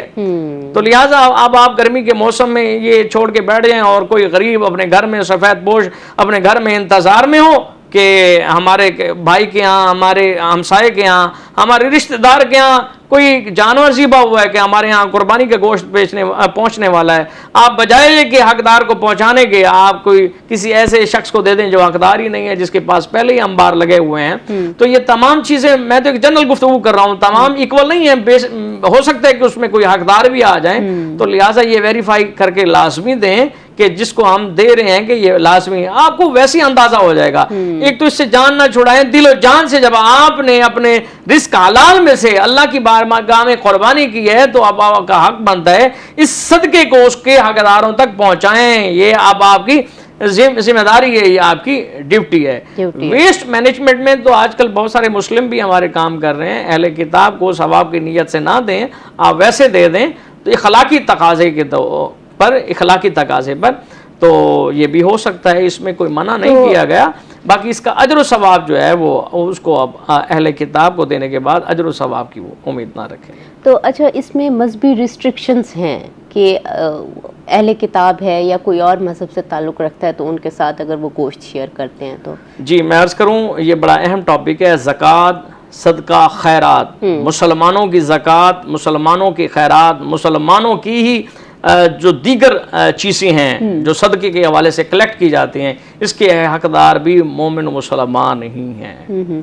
अच्छा सर, तो दूसरी जानिब जो सऊदीया का आप जिक्र कर रहे थे, वहाँ से गोश्त इकट्ठा करके अफ्रीकी ममालिक में भेजा जाता है, तो सर वो तो फिर गोश्त कम्प्लीटली होता भी कुर्बानी का है, लेकिन भेजा दूसरे ममालिक में जाता है, उसमें डेफिनेटली क्रिश्चियंस भी होंगे, मुस्लिम्स भी होंगे और भी मज़ाहिब से ताल्लुक़ रखते होंगे, तो वो फिर किस ज़ुमरे में आता है? देखिए, मैं इसकी मुकम्मल इन्फॉर्मेशन तो अभी मेरे पास मौजूद नहीं है, मैं इसका डाटा सर्च करूँगा। उम्मीद यही है कि ये मुस्लिम ममालिक, जो गरीब मुस्लिम ममालिक हैं, जैसे सूडान हो गया, बहुत सारे ऐसे ममालिक हैं जो वहाँ भेजा जाता है। अगर उनको गैर मुस्लिम को भेज भी दिया जाता है तो जो अगर वो गुर्बत की हद की से बहुत नीचे हैं, तो ये एक इखलाकी तकाज़ा है। अल्लाह ने मुस्लिम ममालिक को दौलत से नवाजा है तो वो उसको पहुंचा सकते हैं, हमें मना नहीं किया गया।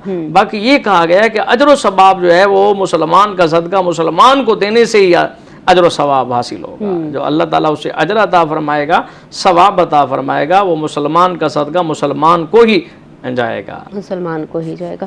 तो सर, इसी तनाजुर में जो लोग बाहर रहते हैं और बाहर कुर्बानी करते हैं, डेफिनेटली उनको फिर कैसे मैनेज करना चाहिए? गोश्त को कहाँ देना चाहिए, कहाँ नहीं देना चाहिए? वहाँ तो मुस्लिम कम्युनिटीज़ मौजूद होती हैं। जहाँ भी हमारी कम्युनिटीज़ यूरोपियन कंट्रीज़ के अंदर हैं या किसी भी मुल्क के हिस्से में हैं, तो ये वहाँ जैसे हमने इज्तिमाई कुर्बानी का जिक्र किया, वहाँ इनफरादी कुर्बानी की इजाज़त ही नहीं है। हम जैसे हमारे यहाँ है, हम अपने घरों में कर सकते हैं, वहाँ तो उनके स्लाटर हाउस हैं, उनको वहाँ जाके कुर्बानी करना ज़रूरी है वहाँ। तो वहाँ एक कम्युनिटी की शक्ल में ही ये काम होता है, और ये मैंने वहाँ देखा है कि कम्युनिटी की शक्ल में इज्तिमाई तौर पर खाने तैयार होते हैं कुर्बानी के, जिसमें सिर्फ मुस्लिम कम्युनिटी ही होती है। तो बात हमने मुख्तसर कर दी कि अगर वो किसी गैर मुस्लिम को, अहले किताब को देते हैं तो इखलाकी तौर पे दे सकते हैं, बाकी इसका अजर व सवाब नहीं है। अजर सवाब नहीं है। अच्छा सर, दूसरी जानिब इस्लाम जानवरों के साथ हुस्न सलूक के ऊपर क्या कहता है, ये भी बताएं, क्योंकि गर्मी का मौसम है बहुत ज़्यादा, तो इसके ऊपर क्या कहेंगे? जी जी, जिस तरह आप अलैहिस्सलाम ने इंसानों के हकूक़ बयान किए हैं, इसी तरह इस्लाम एक ज़ाब्ता हयात है ना। अगर हमने इसको सीखा होता तो दुनिया के तमाम मसाइल हमारे लिए कोई दर्जा नहीं रखते थे, कोई मसला कोई प्रॉब्लम नहीं होता। तो इसी तरह जब आपके पास कुर्बानी के जानवर आते हैं, चूँकि हमारे यहाँ आदत नहीं होती, या हमारे यहाँ कोई एक साल के बाद हमने 3 से 4 दिन जानवर रखना होता है, तो हमें इतना तजर्बा भी नहीं होता कि इसको हमने क्या चीज़ पेश करनी है, क्या चीज़ खिलानी है, क्या चीज़ पिलानी है। उससे आजकल जैसे गर्मी का मौसम है, सबसे पहले उसके गर्मी के दिन के औकात में उसके साए का बेहतरीन इंतज़ाम किया जाए, क्योंकि यह कुर्बानी का जानवर है और जो अल्लाह की राह में कुर्बान होने वाला है, तो उसके खाने पीने का बेहतर इंतज़ाम किया जाए। इसलिए नबी अलैहिस्सलाम ने इरशाद फरमाया कि जब आप ज़िबह करने लगें, जानवर के सामने ज़िबह ना करें, जानवर के सामने ज़िबह ना करें, और सबसे पहले उसको पानी पिलाएं, और भूखा प्यासा भी उसको ज़िबह ना करें। उसे पानी पिलाएं, उसे घास खिलाएं, उसको जो भी है चारा खिलाएं। पानी पिलाने के बाद जानवर के सामने ज़िबह ना करें, और उसके साए के लिए अच्छा बंदोबस्त करें। जानवर आपने दरवाजे पे ला के खड़ा कर दिया और उसकी गलाजत की वजह से आपके हमसाए भी परेशान हो रहे हैं, आपके गली वाले भी परेशान हो रहे हैं, तो या तो ऐसा एहतमाम किया जाए गलियों के अंदर, मोहल्लों के अंदर, कि जहाँ सारे जानवर इकट्ठे हों, गली मोहल्ले वालों को किसी को तकलीफ़ ना हो। तो ये बहुत सारी जो सोसाइटीज़ हैं वहाँ एहतमाम किया जाता है। हर घर के अंदर जो हमारे रिवायती मोहल्ले हैं, वहाँ गली कूचे हैं, वहाँ तो ये इंतज़ाम नहीं है। जो सोसाइटीज़ हैं वहाँ एहतमाम हो चुका है। अच्छा, दूसरी जानिब सर, जब कुर्बानी का जानवर आता है तो काफ़ी सारे बच्चे और काफ़ी लोग उनके साथ अटैच हो जाते हैं, क्योंकि बच्चे उनके साथ खेलना भी शुरू कर देते हैं, लेकिन उसके बाद सर उनके ऊपर स्प्रे किया जाता है, दूसरी जानिब कहीं जेवर पहनाए जाते हैं, इस तरह की कहीं गैर ज़रूरी सजावट भी की जाती है, तो उसके ऊपर इस्लाम क्या कहता है? देखिए, कुर्बानी के जानवर को एक हद तक संवारना खूबसूरत लगे, ताकि हमें हमारी नीयत ये हो कि हम अल्लाह की राह में पेश करें और खूबसूरत से खूबसूरत चीज़ अल्लाह के राह में पेश कर रहे हैं, यहाँ तक तो दुरुस्त है। अगर उसको बहुत ज़्यादा ही फजूलियात में लेके चले जाएं, उसके ऊपर अगर स्प्रे कर रहे हैं तो एक केमिकल्स उसके अंदर होते हैं जिससे उस जानवर को तकलीफ भी पहुंच सकती है। तो जब आपने अल्लाह के रास्ते में उसे कुर्बान कर दिया तो अब ये अल्लाह की अमानत हो गया, तो आप अल्लाह की अमानत को तकलीफ पहुंचा रहे हैं। तो इसके साथ ही हमें यह भी कहा गया इन्नल मुबज़्ज़िरीन कानू इख़वान शयातीन, जो फजूल खर्च करता है वो शैतान का भाई है। तो एक महदूद उस वसाइल में रहते हुए उसकी खिदमत, आप उसकी ज़ेब व ज़ीनत की बजाय उसके खाने पीने का एहतमाम करें, जानवर के खाने पीने, उसके साए में बैठने उठने का इंतज़ाम करें उसकी बजाय ज़ीनत के। एक मखसूस हद तक हम उसकी ज़ेब व ज़ीनत कर सकते हैं इस नीयत से, ताकि जब ये अल्लाह के राह में पहुँचे तो माशाल्लाह बड़े खूबसूरत अंदाज से पहुँचे। अल्लामा कोकब नूरानी मुल्तानी, आपका बहुत बहुत शुक्रिया, आपने कीमती वक्त दिया अपना। नाज़रीन, आपको भी यकीनन बहुत सारे क्वेश्चंस क्लियर हुए होंगे कि महंगाई के दौर में किस तरह से कुर्बानी करनी चाहिए और उसका सही तरीका क्या है। अपनी होस्ट युसरा बलोच को रोही एट10 से दीजिए इजाज़त, फिर मिलेंगे नए मेहमानों के साथ, तब तक के लिए अल्लाह हाफिज़।